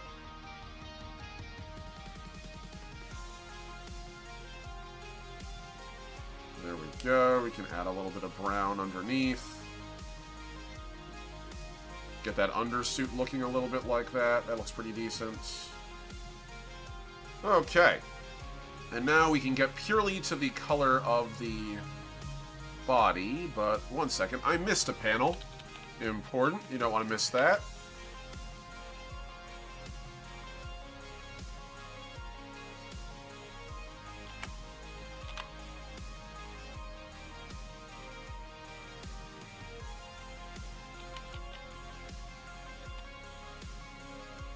And we'll do the same thing here with these hands. Just because they leave their forearms open doesn't mean they're dumb enough to leave their hands open to injury. Just saying, it's one thing to be the sort of person who's concerned with mobility on your fingers, but not having fingers is usually more important. And in a universe where blast weaponry is very common, like, you want gauntlets. Hell, even fighting other Shrike or anything like that. If I get into a fist fight with someone who's like 3 times my size and wields a cudgel that's also designed to be kind of a blender, yeah, I would want a little defense for that too. And if you don't know what I'm talking about, well, that is a motorized Kanabo. It is exactly what it sounds like. It is a giant whirling steel thing, steel cylinder with studs on it. It's basically a belt sander that you swing around. It is meant to be unstable, but my god, it will mess you up if it hits you. So that's like the sort of weapon that we're talking about protecting against here. Let's go with something a little more fun for the hair. There's a part of me that wants to do the Roy G. Biv. We have 7 colors, so why not? So if that's the case, we have 7 colors, and again, I have a chance cube here. If I roll at 8, I'll re-roll, but otherwise it's Roy G. Biv. Roy, we're going with red. So, the R in Roy G. Biv. So, if that's the case, we're going to go with I'd say like a deeper red. I'm going to slightly, like, make it fade out a little bit. So we're going to do this at 25%. Let's actually add, like, the base hair color. I kind of want to do, like, a brown, I think. So let's do this as color. Make that closer to 75%. No, we need to do something better. Let's go to hue.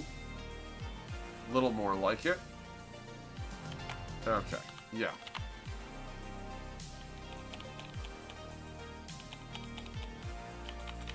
So we're going to start with her undercolor.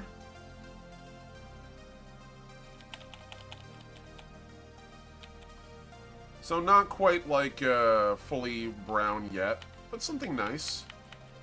It's like a dirty blonde, kind of, a little bit. Getting a little closer to, like, a brunette as we start adding extra layers and such onto it. And then we can go into here, and we can do a highlight effect on this. We're going to do this as a soft light. still a little too strong. Let's do 15, and let's do this as just a standard, normal flow.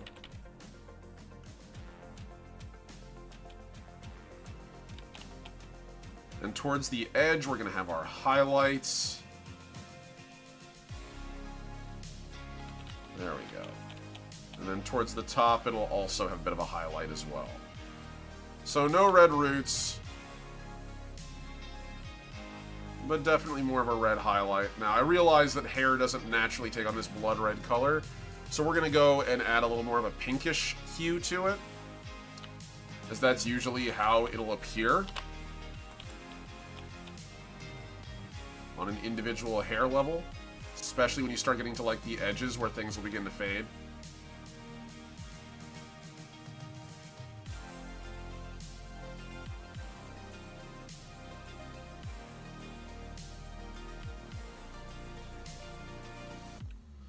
And then we're going to go one step down.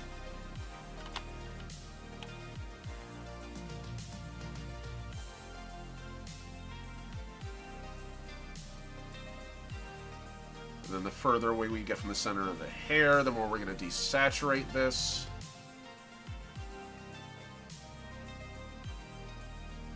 I used to have a friend with like a real highly colored mohawk / faux hawk.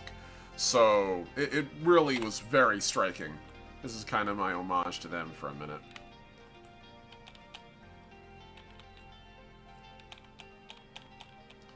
Wherever you are, Mr. Reese, I hope you're doing well. It's been way too long, and I hope you're doing okay. Alright, let's get on to our shading here. Let's see, actually we'll get onto our line layer. I guess this is line? Where the hell is... Oh, block. This is under block. That explains it.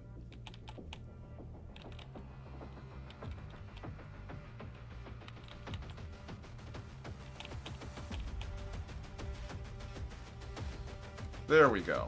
That feels pretty good. Now we gotta get the face and that.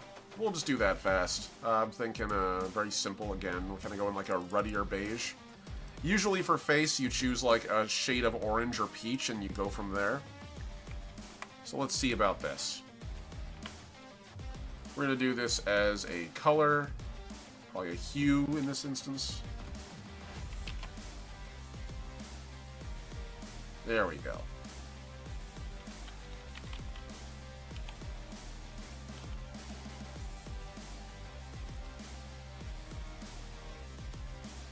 And pretty quickly we get something that looks pretty decent. Given that this is one person drawing on stream while entertaining people in under an hour, I dare say not too fucking bad.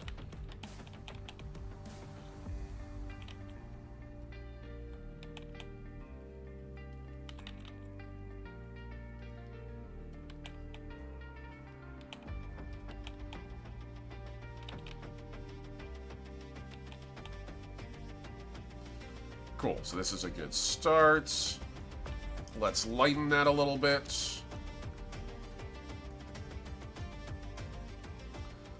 Let's take that from that to normal.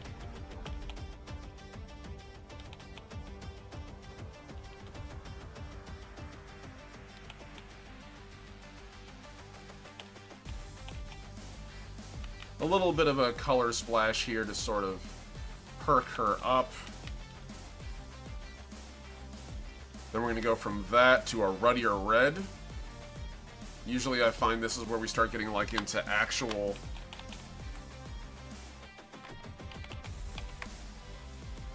where flushing occurs, which is namely the brightest points on the body where light will flow through most immediately, usually lips, cheeks, nose, and the middle of your forehead, which are the parts that are most exposed to light. And then from there, we're going to go and we're going to get into a very light shade here. I'm going to put this at like 35% opacity. And again, for anyone who's curious as to what tools I'm using, I use Affinity. Affinity Photo. Specifically, I'm using Affinity version 1, not 2, not 3, whatever the hell they call it now. I'm not using the current Affinity Suite, I'm using the old Affinity Suite. This is because, in part, again, not a fan of generative AI, and this new tech that they're using has a little bit of generative AI in it. You don't have to use the generative AI, but I am, at the moment, currently opposed to it on such a fundamental level. I don't use the tech. Simple as. But if you're ever curious, I highly recommend Affinity as a great place to get started. I am not sponsored. Under no circumstances am I sponsored. Trust me, if I was sponsored, I'd have that sweet Affinity money, and I'd be commissioning a fair few of you guys out there who are watching to fucking help me with this 20-year project that I'm finally closing on my own. Oh god, why does capitalism make artists so fucking lonely? So yeah, we're gonna work around on that. But long and short, highly recommend it. It's a great program to work with. Just be aware of the limitations. And also, I want to add a little something to her eyebrows as well. Let's do this as an overlay at 45%. Then we're going to go in with the red. She strikes me as the sort of person that has dyed her eyebrows. She didn't have to, but I think she wanted to.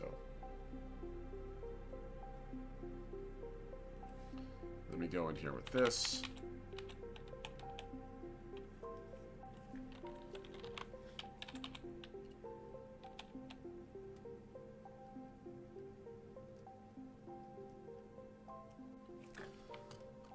Not bad for just a couple minutes of work, dare I say. Let's add some red glow effects on here. I'm going to say we're going to go away from red and go more towards an orange now, just to get some distinct colors. Normally I would go blue if we're going to do the full flip, or green. Yellow could work. Yellow or orange. Let's go with yellow. Actually, it'll stand out a little more, so like a very vibrant gold. Okay, so we're going to do this on the next layer up. This is going to be our glow layer, and all I do on this layer is just do bright color. So, 75%. Let's start.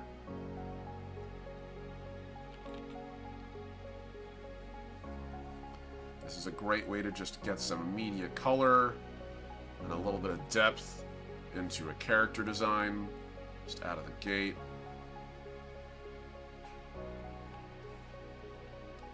Kind of like the idea of there being, like, lighting in here.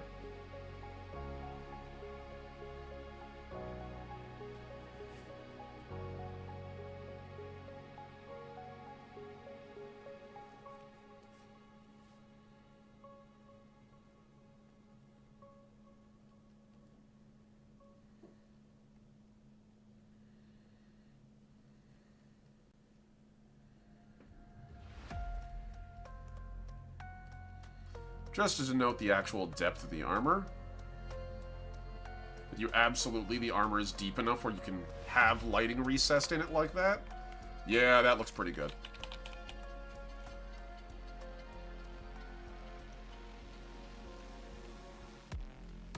I want to have one around the neck here too. Yeah, that's a little too much. I'm gonna go away from there. But over here, on the other hand,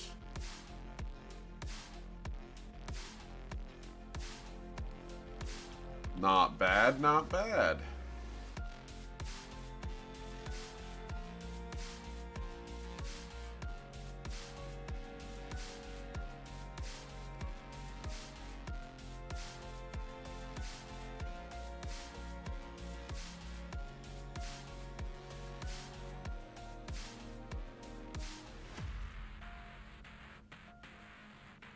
Beautiful.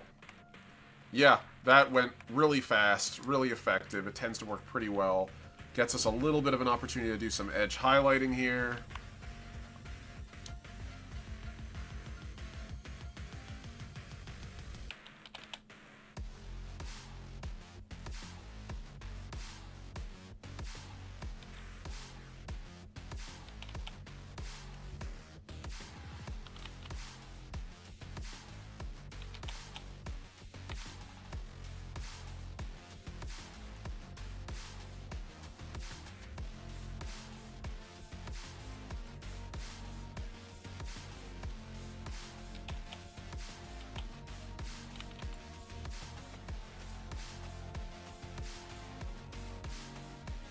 And again, very just easy little details that just add so much. With so little.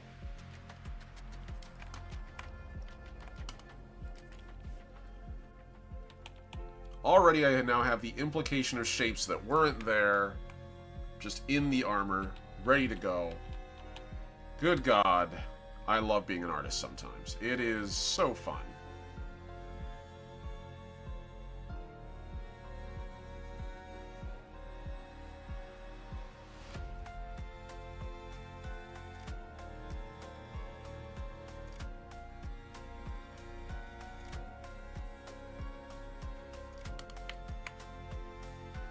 As far as those eyes go, let's go with an actual flipped color.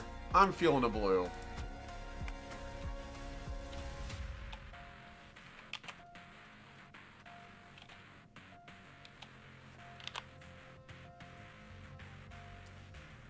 Very vibrant blue. Let's drop it down a little bit. Let's get to a nice deeper blue, a little more on the green side.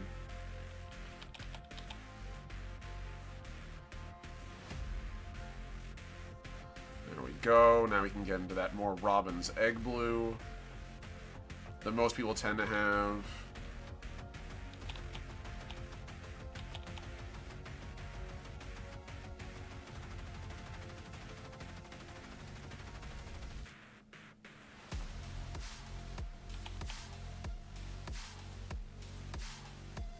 Brighten it up again, almost to like a cyan. I know, OMNI likes cyan for the billionth time. Yes, I do. It works pretty well. Then we get in there with a black. Because that is the single blackest part of the human, ever, is the eye. And then we get in here with white, and we break it up.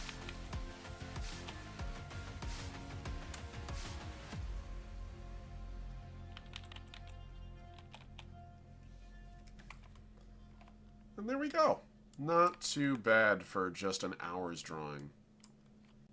I would dare say pretty decent. What do you all think? Not too bad, right? Let's see. My partner Leo has a rainbow hawk. That sounds sick. I love that. That sounds so cool. Alright, so we have our first soldier. Let's do our second soldier fast. Soldier 2 is going to be in a hard suit. So let's get to blocking. We're going to do this one brutal and fast. So I'm going to use the existing art piece that I have opened earlier, actually, as I pop it over. This bad boy. We're going to be using that, this Oraname hard suit. We're going to use that as our reference. So let's get to it. We need to have a blend mode of normal. Oh, the soldier's not on. There we go. It's like, what the hell? There we go. So we're going to go for the very wide diapery bottom here. In part, this is because Oraname hard suits are built really more like mechs for gelatin people. Because they are. The Oraname are a species of, and one of the 8 playable species, because there's only 8 species in the galaxy, because I wanted there to only be 8 species in the galaxy. So, of the 8 species of the galaxy, the Oraname are the ones that are the closest, I guess, we'll ever get to, like, a jellyfish. They are literally, you know, these adorable, almost kind of looking gelatinous creatures. They tend to float around in like, water colonies, in, like, water columns, that kind of thing. Historically speaking, as I open this up, oh, hold on, and immediately lose the picture. Here we go. They tend to float in warm water columns and are actually translucent. Their bodies are basically cytoplasm. So they're sort of between a jellyfish and actual like cephalopod, because they do actually have organs. You can see deep in there, they've actually got an organ system and eyes. Technically, they're really advanced eye spots, but they do their job. So yeah, the Oraname are kind of a colony organism. I guess technically the most accurate comparison we have in the modern day would actually be because they're not technically jellyfish, Portuguese man-o-war. They are their own specific subspecies. The Oraname have the incredible ability to regenerate, but it also means that they're kind of like a gelatinous pudding kind of thing. They are humanoid, they maintain a humanoid shape, and they can routinely do so, but it takes effort and also variable levels of success, depending on what they're doing and what they need it for. So, we're going to be making an Oraname in a hard suit, and their hard suits are really more made to sort of like sit their bodies in while they fight. They more remotely control their hard suits than most. So as we pop that away, we're going to get to the actual armor that we're working on here. So I zoom out apparently. There we go. Okay, cool. So I want this to be thick and heavy. Little stumpy forelegs.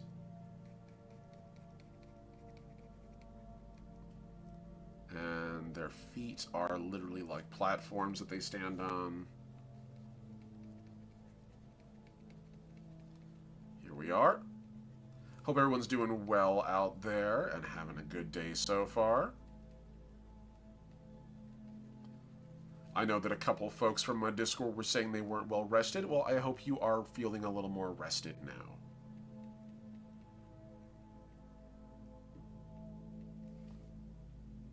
Here we go. So we've got ourselves our stumpy little feet. This is a good lower body to work off of. As far as the upper body goes, this is where the real bulk of the thing is going to be.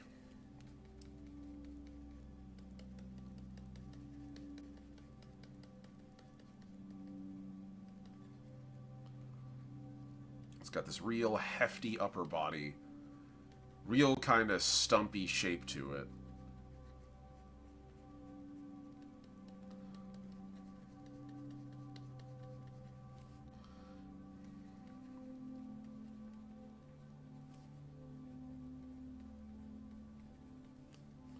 And then we're going to go and give a very heavily armored silhouette on the back, because they've got this really big, like, metal plate on the back. It's actually an underwater mobility array. Basically microjets, designed for use underwater. It turns this whole thing into a submersible. Which, let's be real, it is. It's designed to fight underwater by a species that primarily lives underwater. You would want something like this built into your mech. So we've got this very bulky kind of posture to it. Very brutish by design. Hard suits always have this very aggressive, brutish frame to them. Because you literally have to hold a person inside of the thing.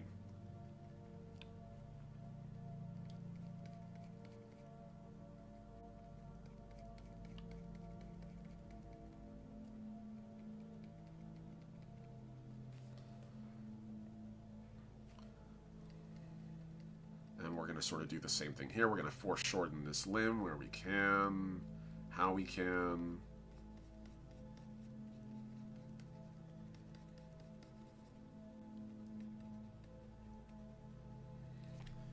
Here we go. Not a bad block. Let's go above it. Let's begin to get some of the actual shapes on here. So, if we're talking about this... This is where we highlight the edges of where light would reflect off of something. Helps give the actual structure a little bit more to work off of. Let's see. Here we go.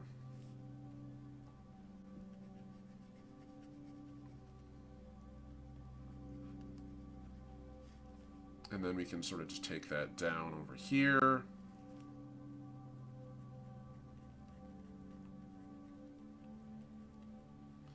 Now, the Oraname as a species are kind of interesting. Every species has their own wars and internal struggles, but some more so than others. The Oraname are constantly in a state of political flux. Or rather, I should say, unlike the Shrike, who are in a state of political flux because they're constantly at war, for the Oraname, it's more along the lines of they are constantly in a state of flux because their political governments are so entrenched that they are basically in like a, what would be 100-year-long plus Cold War. They more or less never left the Cold War behind them. And so you have these massive empires that are constantly just beating the shit out of each other. It's a very unfortunate condition to be living in, and the Oraname do not enjoy it. However, their governments are rather problematic, and they struggle with that. Alright, let's get in the actual shapes here on this part. So we're going to get the actual, like, dome. Because this is, like, long-running, like, rim here.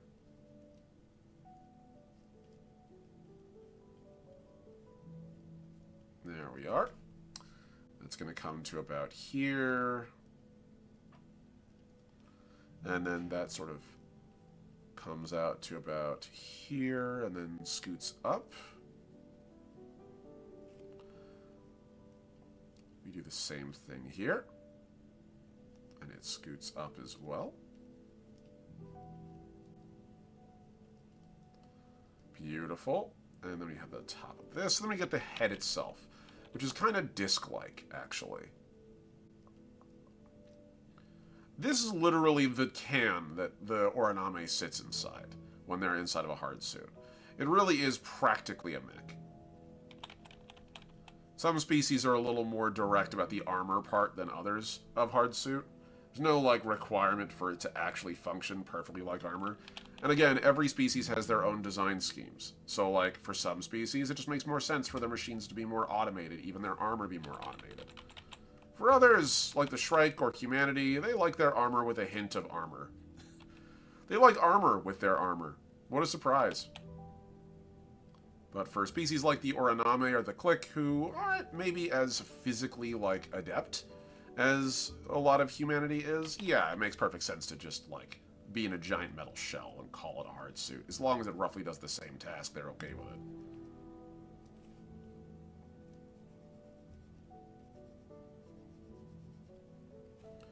And then down here, we pull this over.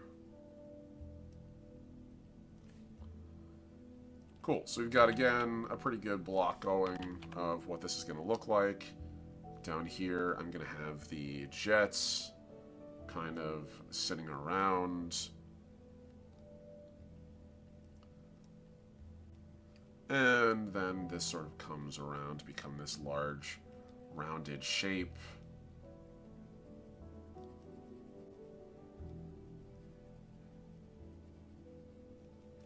Cool. As for the legs, really simple, thick, square armor for these things. Really made more to survive pressure than to be genteel by design. This is not a gentle concept. Hard suits are made as weapons of war.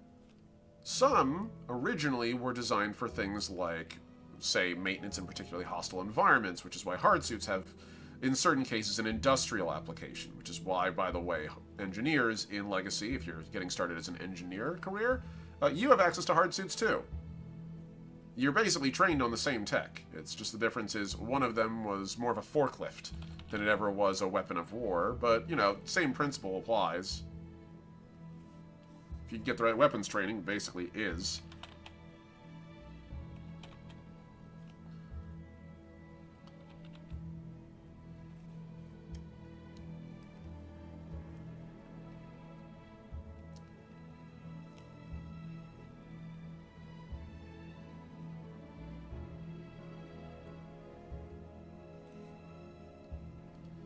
And there we are. Cool. Let's keep going and adding extra layers onto this. And again, a huge thank you to everybody who's currently watching. If you're out there and you're enjoying yourself and you're having a good time, thank you so much. I appreciate you all joining me. Please do me a favor, like, subscribe, hit the comments when you're done with this if you're watching this later. Please, I'm a tiny, teensy channel. We only have 74 subscribers right now, and every bit of help you can offer helps us grow. After all, YouTube ain't exactly getting easier to make content in, and I was the dumb guy that waited until YouTube decided to start dying to join up. So, any help you can offer would be hot. Thank you. There we are. As we just sort of plink this all on. There we go. And this is helping us also refine the design as well a little bit.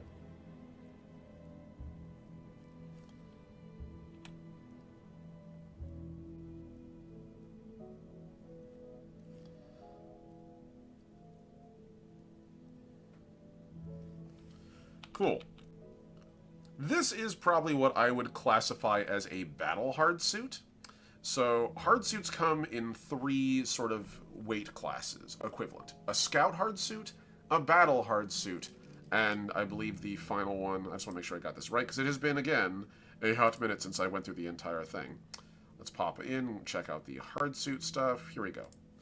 So, scout hard suits, battle hard suits, and siege hard suits. There we are. Don't want to give you guys the wrong terms. It's been literally months I've been working on this nonstop, so everything's kind of a blur. So, battle hard suits are exactly what they sound like. They're the baseline of what you would see most folks running around in. Very effective, they're very versatile. They primarily are built around the idea of going into combat and being moderately protected while also dishing out a stunning amount of damage. Whereas a siege hard suit is literally, well, I mean, you're basically a walking castle at that point. You're not fast, but good God, you lift so damn much, and you do so much damage, and you have so much heavy armor. Plus also hard points. Hard points are the big distinction almost all hard suits have over other technology. Much like walkers have, like, the equivalent of hard suits, they have, no, hard points, they have systems.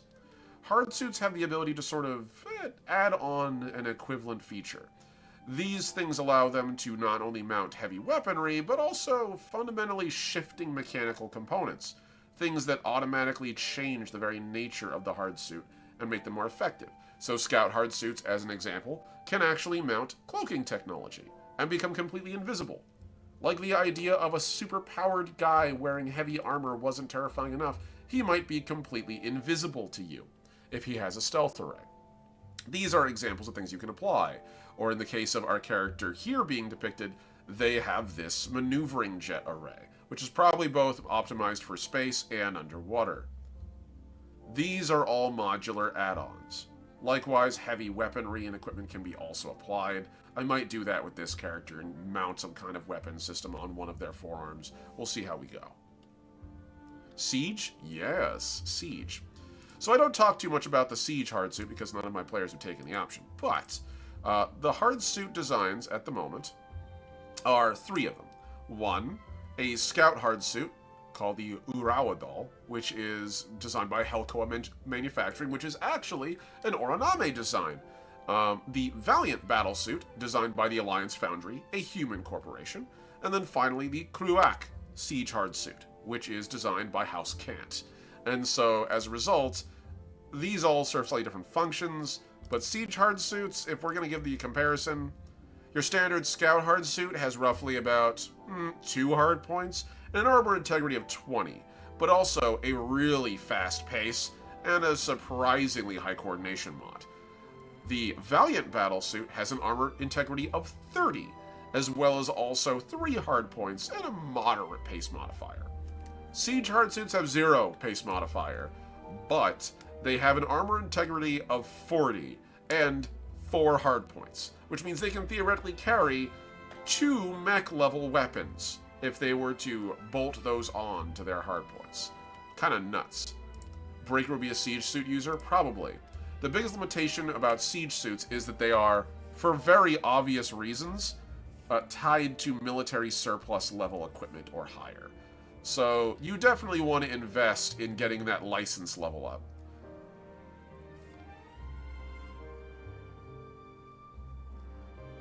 Because even if you have the license to use a hard suit, which by the way, that's how like accessing these kind of unique subsystems in Legacy works. You need to have a license to do it. It's not that your character couldn't theoretically try. There's nothing locking them out. It's not like they have to scan their license to do the thing. But usually whenever you're purchasing stuff in Legacy, the licensing is like the first step to seeing if you can acquire it reasonably and like at a cost that isn't exorbitant. But also failing that, it also says you have the training to use it properly. It's cool to get into a giant suit of armor. It's not cool to die in one. And having the training so that you don't die in one, kind of pivotal.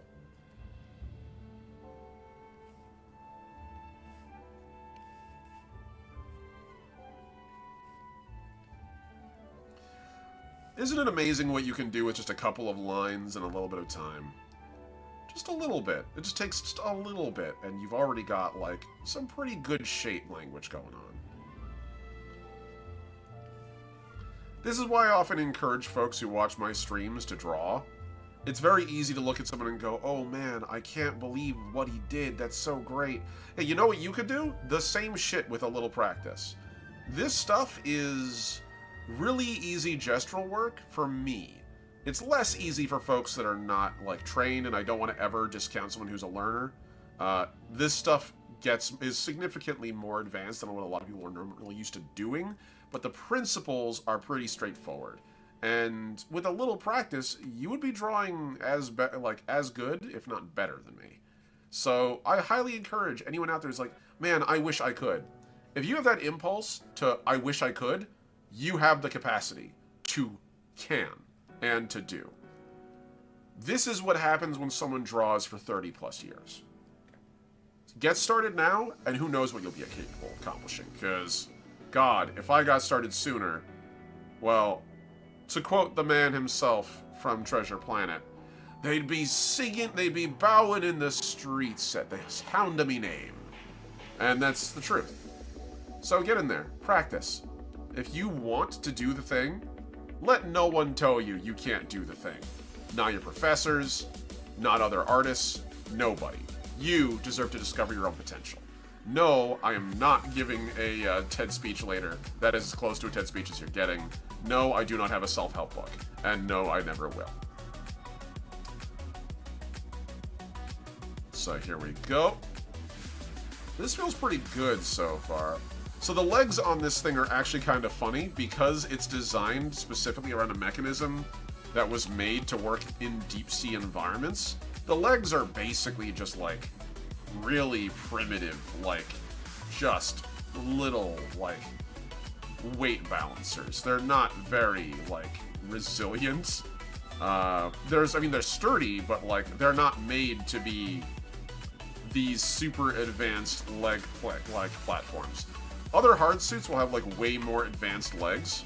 If I were to open, say, for example, the human hard suit I was showing off earlier, if I zoom it into a scale. So you can see how like the leg platforms here are very specifically designed. They're articulated, has individual toes, it actually is stabilizing on the left and right. It basically is like an extension of human phalanges in terms of its design. However, compare that to the little adorable stubs we got here, and it's night and day. But again, different species, different design priorities. And here we are. A species that primarily operates underwater, and thus, those little feet, way more relevant as stabilizers than they are as, like, actual, what we would call maneuvering pythons. Because that's not what they're here for.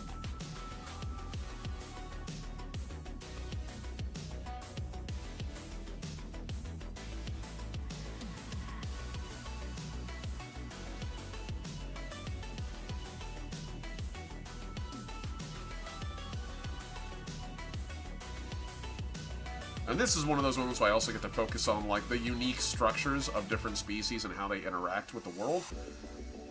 The Oraname actually do not have fingers. They actually have more like a pedipalp, or like, not a pedipalp, because that's like the things here. More like, what's it called again?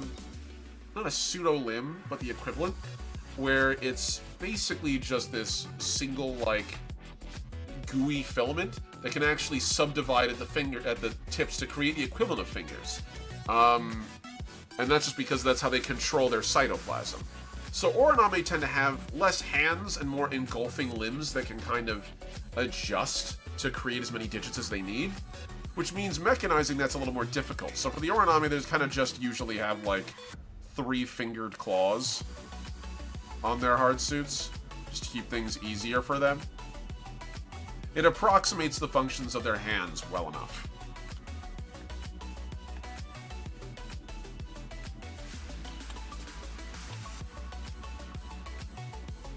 Okay. We coming along now.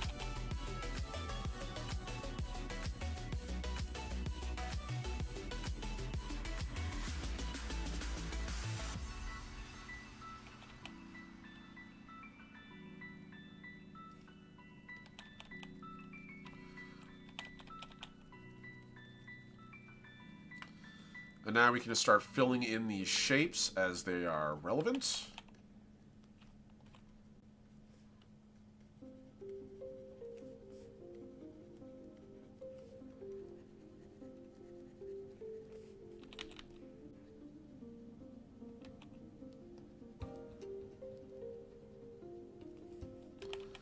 Alright, and then here, you can sort of see like where the edge of this would interfere with the light that would hit the arm.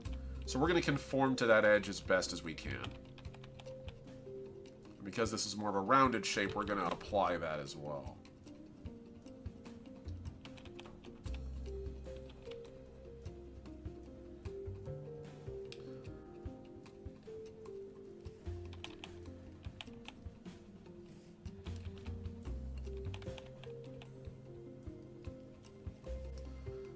Go. We'll do the same thing here. This is just sort of cast into shadow by the upper body. And then down here we're going to get into the real meat and potatoes of the shape of this thing.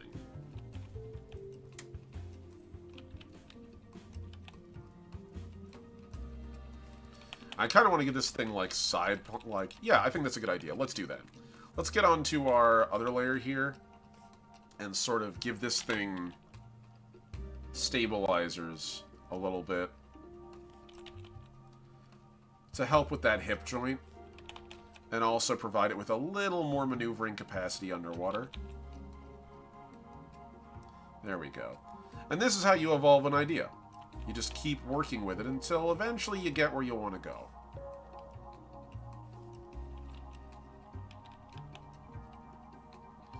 And every once in a while you'll get like a concession of the design. You're like, oh, I need to consider this. Oh, okay, shit. And you do, and then it gets better.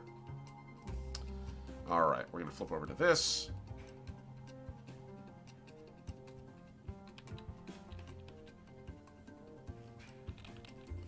And we'll do the same thing here. Put this at like 25%.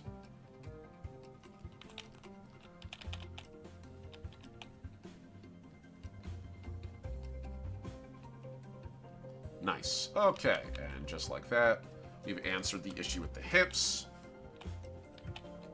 Now, because of how bulky the upper body is, it's going to eclipse a lot of light going on to this lower portion of the body. So, we're just going to bear that in mind. Let me go in. That not all of this is going to be as visible.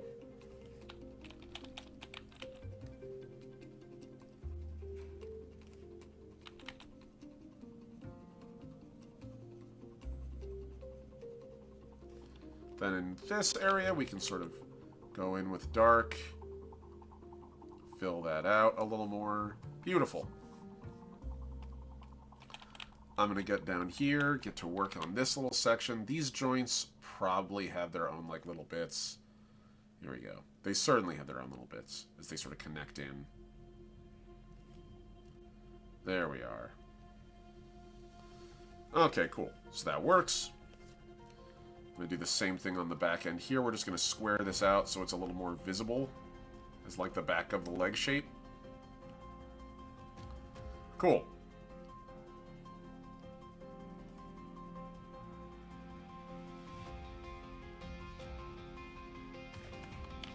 It's almost got like a bowl kind of stance to it, which I sort of love. Like this thing literally has like a it's going to charge you kind of thing. Like it's a bullfighter's worst nightmare. Literal bull in a china shop. Bull in a battlefield, I guess? So if I get over here, let's sort of shrink this down a little bit. Maybe I selected this. Yeah, there we go. Okay.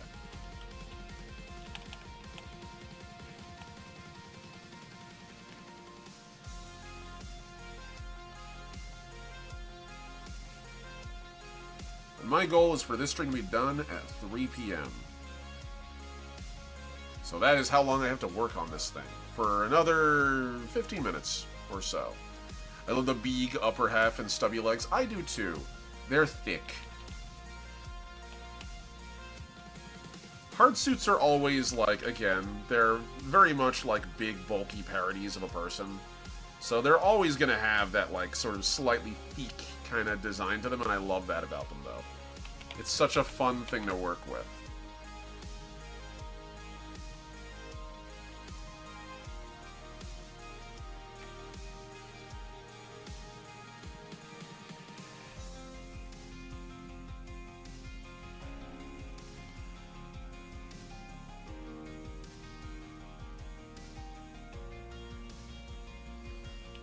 go, and then we can sort of get in here, darken this area a little bit more. Because the area around the head in here is going to be really dark. There's going to be almost no light getting around this giant dome.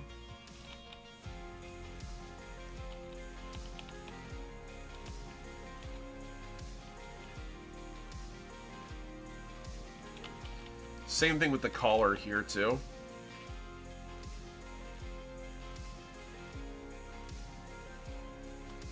Nice. So interested for when you take a crack at Magnir's hard suit? I'm looking forward to that. These next few weeks are going to be very fun from a visual design standpoint for me.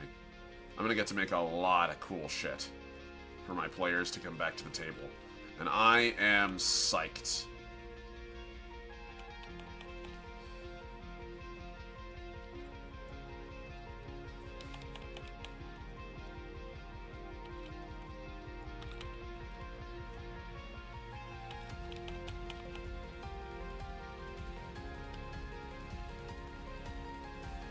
Let's get on this layer here. I want to clearly denote that there is a differentiation between this segment and the rubberized segment underneath. Best way to do that? Bring out the actual black.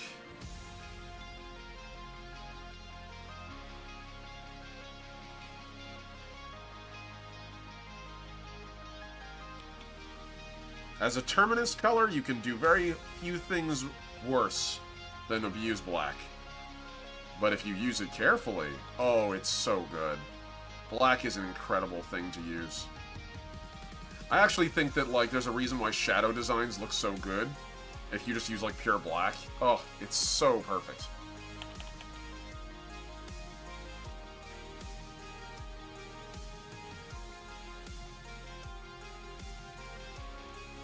And for those of you wondering, what do you mean by terminus color? I call it a terminus color because you can go no further. So if you're using colors, a terminus color is usually like the brightest version that reads as the color and the darkest version that reads as a color. Anything further above brightness or lower than those thresholds reads as either more of a black, a different color entirely, like a brown in case of red, or a pink in case of white, or just white. So, like, it's just pushes it beyond. And with black, it is the terminus color. Nothing gets darker. Everything else is literally lighter by comparison. So if you're not careful and you over-abuse it, you might just end up pulling all the color and texture out of an image. But if used correctly, it can be very good.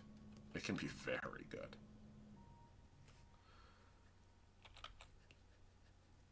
So, also speaking of, I need to do a little something here. I'm just going to outline this very quickly. There's like usually a little coffin shape that I have for Oraname weapons and technology. Sort of like their central echolocation sensor for underwater work. Or electromagnetism. And then you have the eyes on the side to mimic Oraname eyes, since Oraname always have 4 eye spots going around.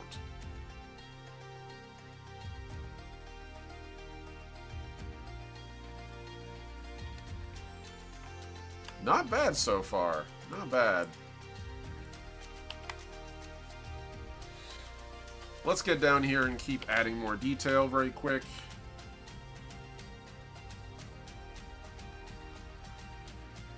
So these will be our maneuvering jets.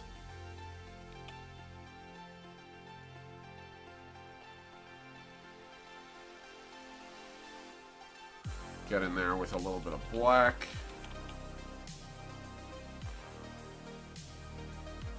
To denote that those indeed have holes in them to help them maneuver. They're literal jets.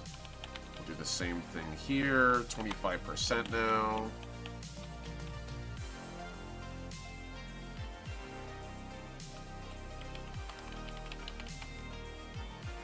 And never be afraid to kill your darlings if you're doing art. If something just isn't turning out right, fuck it. You can always just redo it, work on it later, make it better. Go with what works, and if your initial thought doesn't work, don't worry. You can always kill it in the bathtub and make something new. It's fine. It's your art. Do with it as you please. That is important to know. Okay, so we're going to go in here. We got all that. That looks pretty decent. Okay, then we're going to get in here and sort of pick out where this joint would connect a little more clearly. There we are. Alright, and we're going to get into here too, because again, where light is darkest is where we're most interested in messing around. And light would be most dark in the places where there's nothing hidden by a larger something. And then here, it would be underneath and around these hydraulics.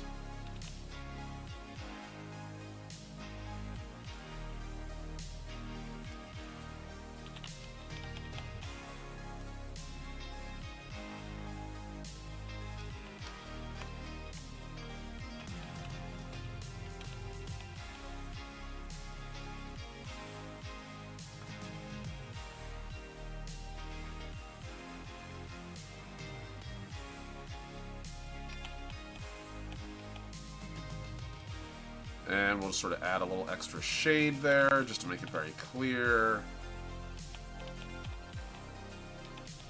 Nice. Same thing back here. I'm going to add a little bit of a bump in the back. Since most hard suits usually have a reactor, and that reactor is usually powering it from behind. So this kind of gives us the implication of a reactor without having to actually draw the damn thing. We can add extra lighting effects into it eventually to give it the effect we're looking for.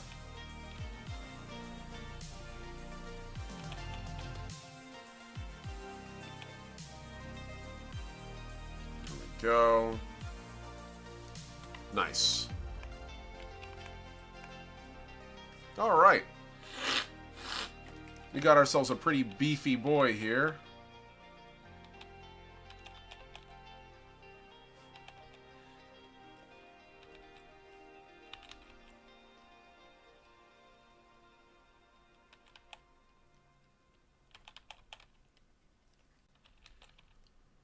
Alright, that looks pretty decent. Okay, we're coming up towards the end of our stream here, so I gotta get the lead out. Let's go.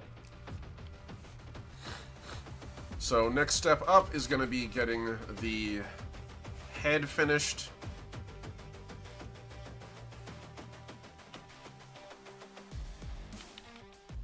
So that means hitting the brightest points. Put this at about 65. There you go. So the brightest point is probably going to be the flat of the head here. It's literally the brightest and most obvious part of the whole damn thing.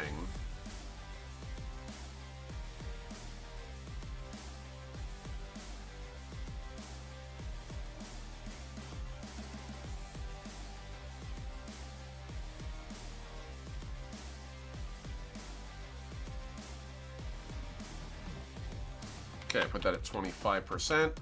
Let's begin brightening the top of the head here.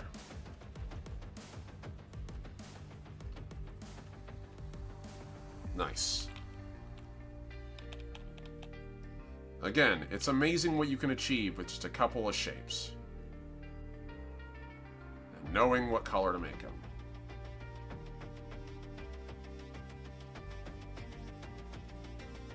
Then we're going to get in here on this part. The same thing here, going around. Nice.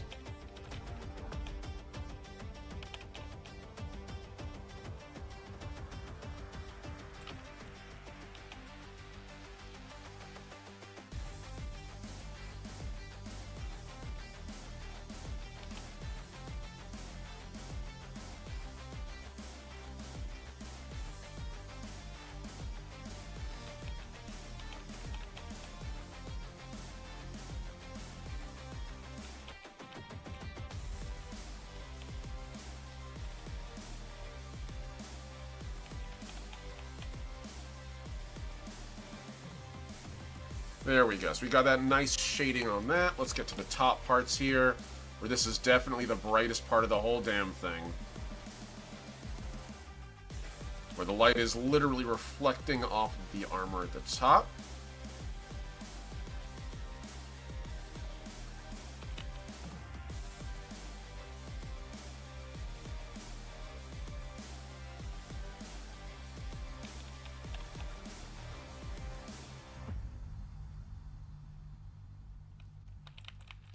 And I can always add these to backgrounds later, but it's like as a quick doodle, this looks good. Okay.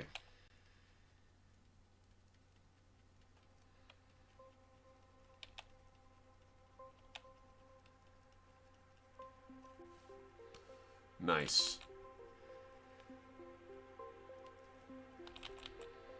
And then we have the rounded parts here, which again, pretty bright because there's not much obscuring them. And I'm going to get on this layer, and I'm just going to do something insane to straighten this arm out. I'm going to cleave this part off. Just completely cleave it off. There we go. That feels a little better. Again, never be afraid to kill your darlings, especially if it makes sense. Sometimes you'll get married to a silhouette or a shape, and you don't need to be. It's fine. It's okay, folks. I promise you there'll be life after that shape. You deserve better than that shape, in fact. You should go, get yourself some nice new drapes, get yourself a nice, clean up, get yourself a makeover, get a decorator, because damn, if anyone here didn't catch that was from Men in Black 1, you all need to watch Men in Black 1 again. It's a good movie. Okay, so you got that. Let's get to the next part here. We're going to put this at 15%.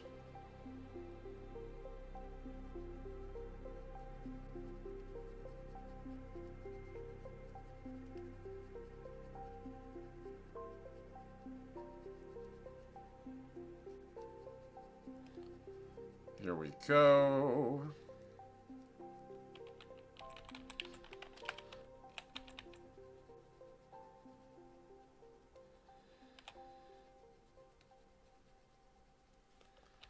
And we do the same thing here.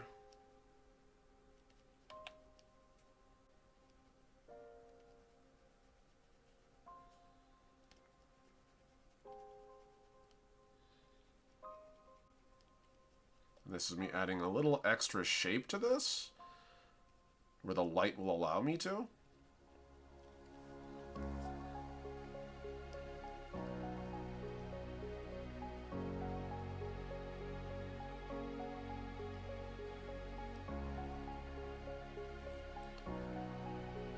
Nice, nice. Coming along, coming along.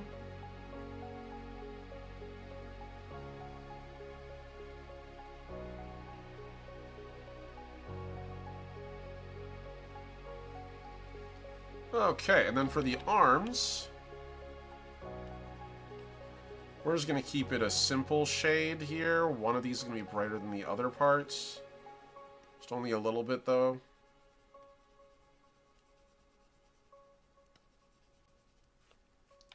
And on the other side, it will be about the same. The outward-facing part will be the part that's brightest because it's getting the most light. But this side's a little angled up, too, so we're going to sort of combine the two together, and there we go.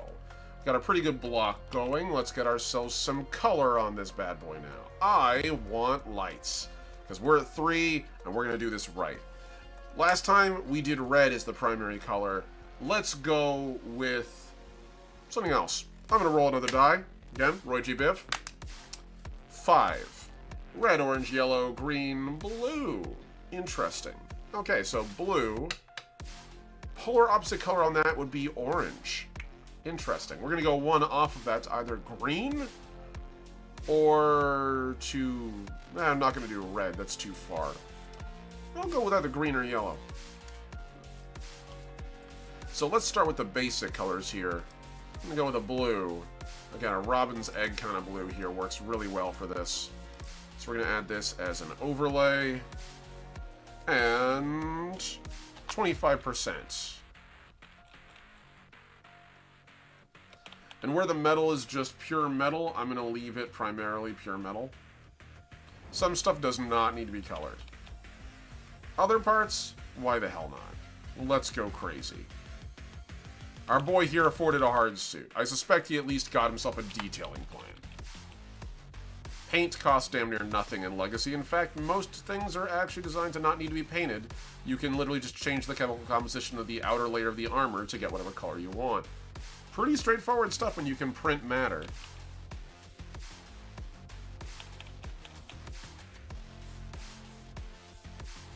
So So we're going with a very sky blue kind of thing here. It's almost got like an old school race car vibe to it.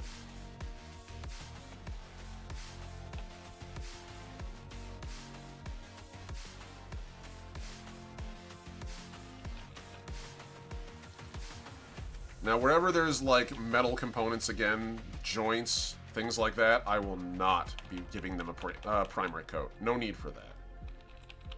Blue works really well for the Origami? Yeah, I'd say so. It's pretty good. Most Origami as a species, like, color-wise, tend to come in various shades, running the gamut from a really deep, like, almost magenta or violet, going through the gamuts of some pale, like, really dark reds, really dark blues, some greens. Every once in a while you will find, like, a powerful magenta or cyan. And, of course, blue as the default. Or I should say, as the most common, not as the default. The Origami, like I said, are a very diverse species. Like every other species in Legacy, you'll find a lot of unique, specific variations. And not to mention also, new traits can emerge when you're exposed to very radically different environments over many generations. And there are many worlds. The Origami have only been spacefaring for a few hundred years, but, well, what can I say? Someone who's lived up north as a Puerto Rican for just under 5 years and finds themselves whiter than parchment on a daily basis when they used to be tan as hell. Yeah, I gotta tell you, a couple years in a new environment will do absolute murder to your complexion.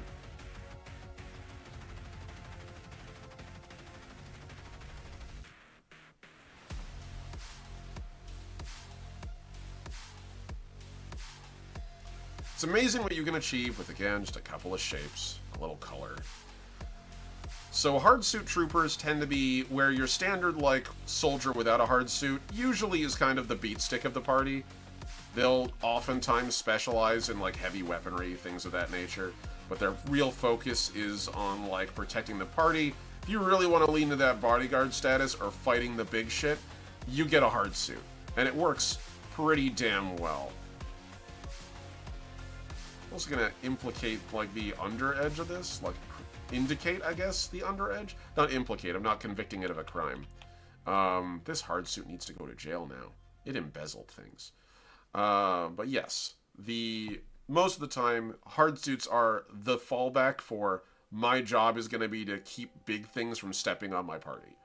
Usually the solution is either shoot it before it becomes a problem, but if you're in a hard suit, you might want to wrestle it before it becomes a problem.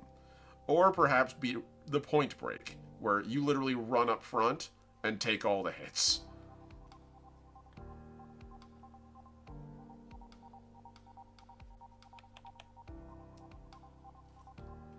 And hard suits are really good at that. They get the shit kicked out of them and they keep going.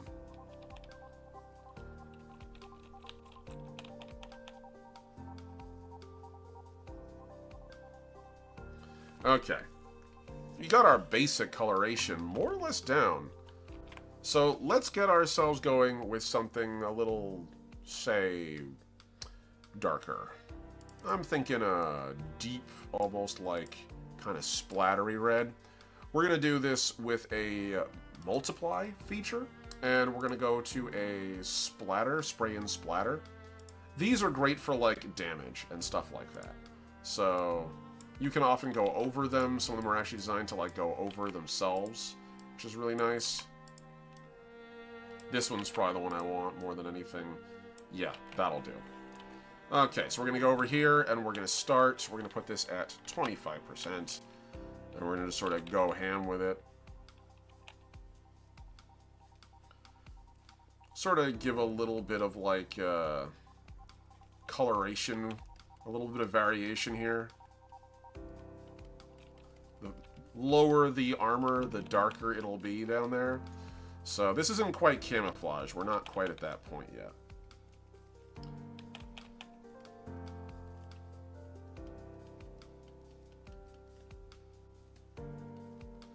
By breaking up the silhouette, it's going to make it look a little bit better. Okay, now we can go in here, really get this to like 45%, and really start starting to go ham.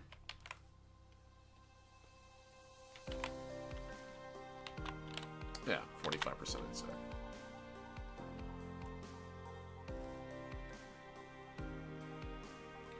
Again, the deeper we go, the lower we go, the more the armor coloration is going to change. So you get to the bottom where it'll practically be black.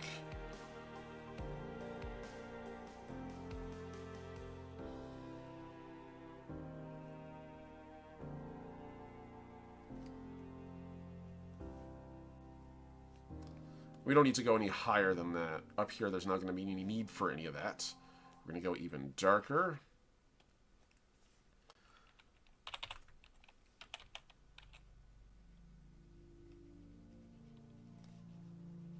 And I'm going to go over all this later and just sort of like remove parts of it as we need.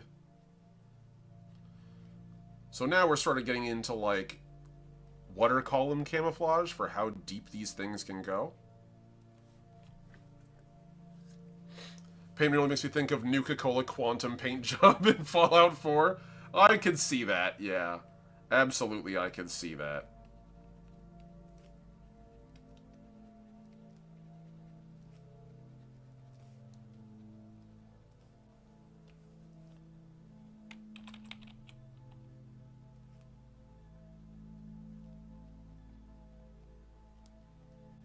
And then the best part is we can literally just clean this all up in like one pass. It's going to be great. It's going to be cathartic as hell. Okay, and then the final part at the very, very bottom where it's practically going to be black. Cool. Alright. And now I can just take an eraser and, with a quick save, just erase everything that's not on the armor. By God, is it satisfying. You know what it reminds me of? If you were a kid and you ever, like, or as an adult even, have you ever worked with a primer where you've had to, like, go in and, like, tape off something and then you come back later and you take the tape off and just, oh, it's so satisfying. It's like that. It's very good. It's a good vibe. There's a good energy in the gym.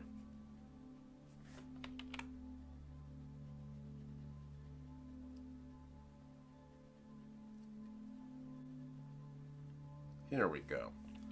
Beautiful. And then we just sort of get in there, remove the offending colors from the areas that would have no such color. Like right there. Those joints don't need camouflage inside them.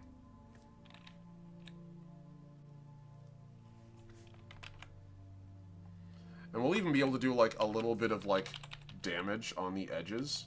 Because we'll be able to like just put little scuffs and scratches and stuff on here. Where like it got a little dinged. And it works really well. To like go, oh hey, there's like a little bit of damage here. Of course there's a little bit of damage there. It's the edge of an armor plate that gets shot.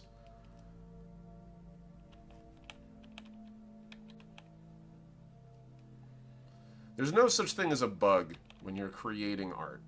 There's only features, if you look at it the right way. And I always try to look at it the right way. Emphasis on the word try.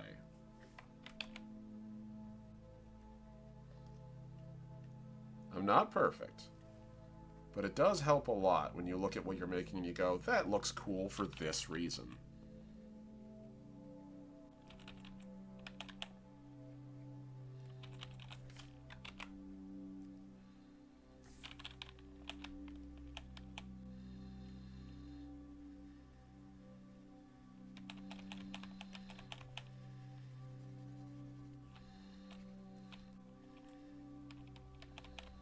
Get in there, because that's rubberized. It would not have paint on it. That'd be fucking insane.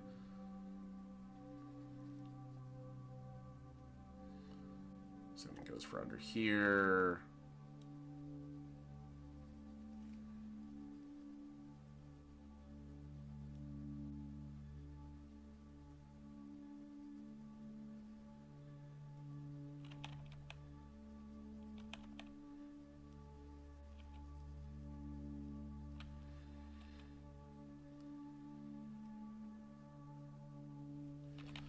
Let me sort of do the same thing here. We just sort of outline the plating a little bit more.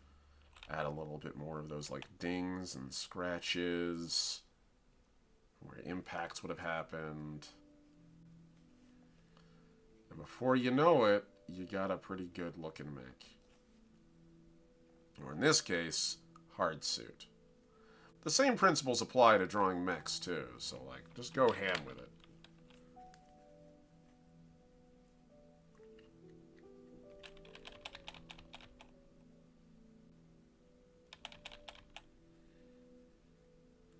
Just remember to have fun, and give yourself some guidelines to work around.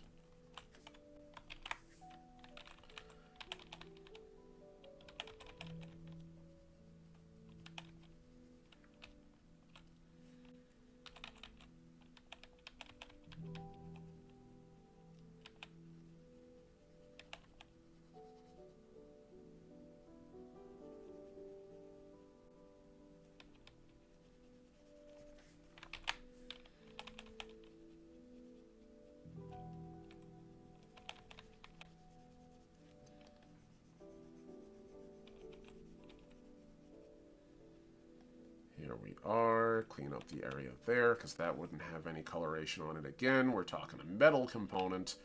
They would absolutely polish any paint off of that, or have taped it off when they did a priming run. Because, I don't know about you, but I don't necessarily want paint thrown onto my brake pads. Sounds like a great way to catch my brake pads on fire. And yes, hard suits absolutely have brake pads, before anyone asks. If you're that big and that heavy, and I'm walking in a giant suit of armor, and I want to stop on a dime, and I'm running at 45 miles an hour, because my hard suit supercharges my ability to move, you bet your ass I will have brake pads built into this thing's joints. Unless I just want to collapse my knees inward, you know? That's always fun. You need a little help with things like that. Yeah, look at that. Look at that thick, awesome dude. I'm going to give him some lighting and we'll be done for the day. So let's go with... I'm going to start with a green and we'll go from there.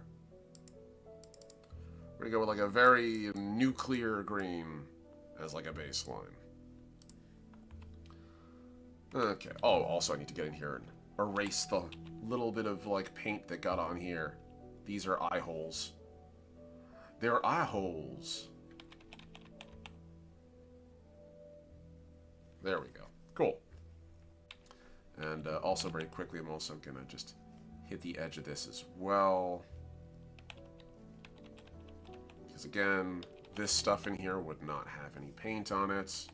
This is a vacuum, a void, an absence of light, and thus does not require it.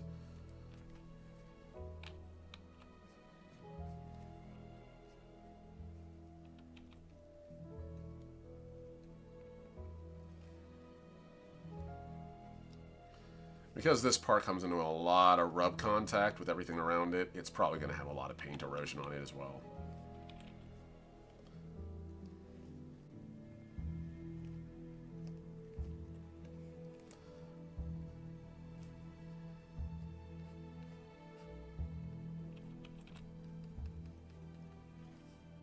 We'll do the same thing here. Basically, wherever this thing comes into contact with a joint.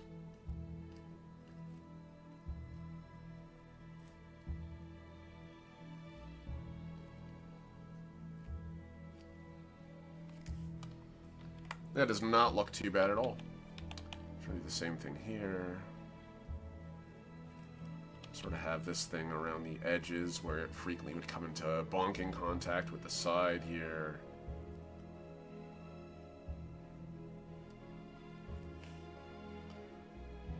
And same thing with the upper part.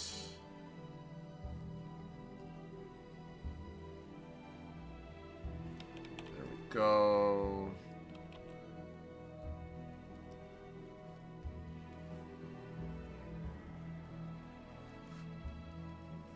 Cool. That works.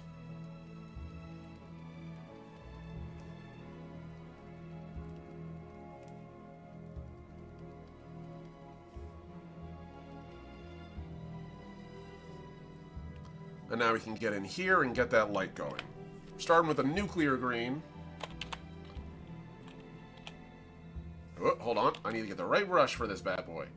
We are not on a splatter and a spray anymore. We are on an acrylic brush. Go. These are just all the standard brushes that came with Affinity, by the way. With the exception of I have a couple of dreamatography, or sorry, dreamfography?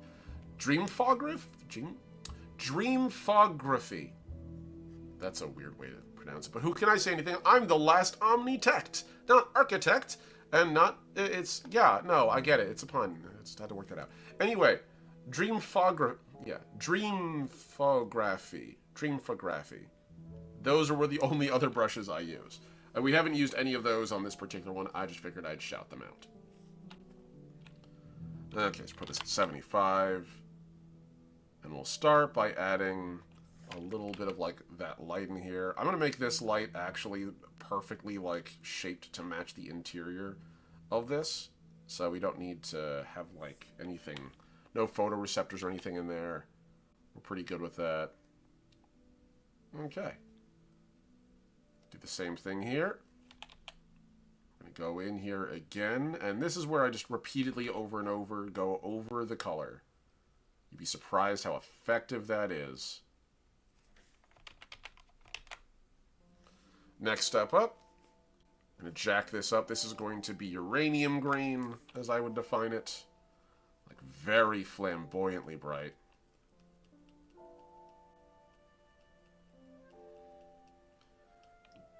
Now, these are all going to be sources of light, so eventually they will be brighter than a lot of the areas around them, and they will add a little bit of lighting to it. And I realize, again, I said I'd be done at 3, and here I am at 3:18, absolutely a slave to my work. That's what happens when you get consumed by passion, and your primary job is doing art. And then you remember you have to go to the grocery store to get food, or you won't eat tonight, and you have to do it. So we're going to eventually, like, I will finish this. This cannot go on forever. But I'm going to keep going. So we're getting into more of a yellow color now. Almost an emerald green sheen when you combine these three together. This isn't quite like puke yellow, but we're getting towards like puce bile yellow, I guess. We're in that ballpark. Okay, I'm going to swap this over here. We're going to go to vivid light. Get this brighter than.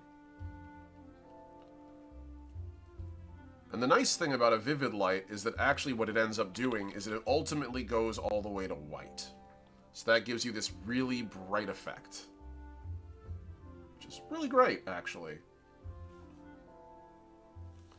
Basically overexposes things, which, God, I love that. It's such a fun little touch. Okay, now we're going to go in here and we're going to outline these areas. Put this at 45, I think, and make it a little wider so we can see the actual geometry of the shapes we're capturing here. Now, because, again, this is coming from inside, it's going to evenly illuminate the whole thing. Same thing here.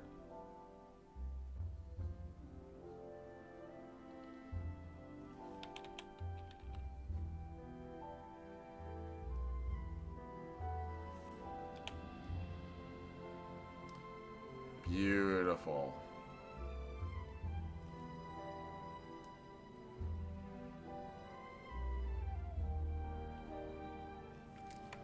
Nice.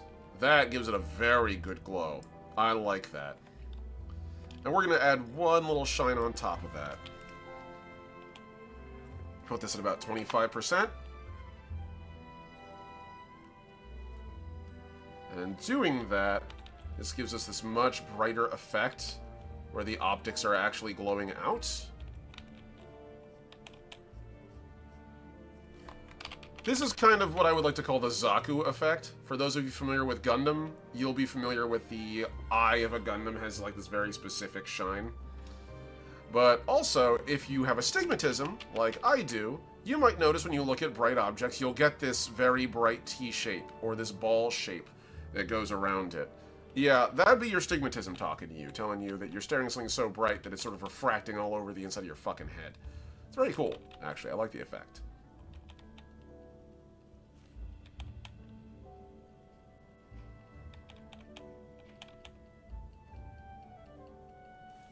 And then I can go around this and hit everything around it with that same effect. Everything that would be glowing as a result.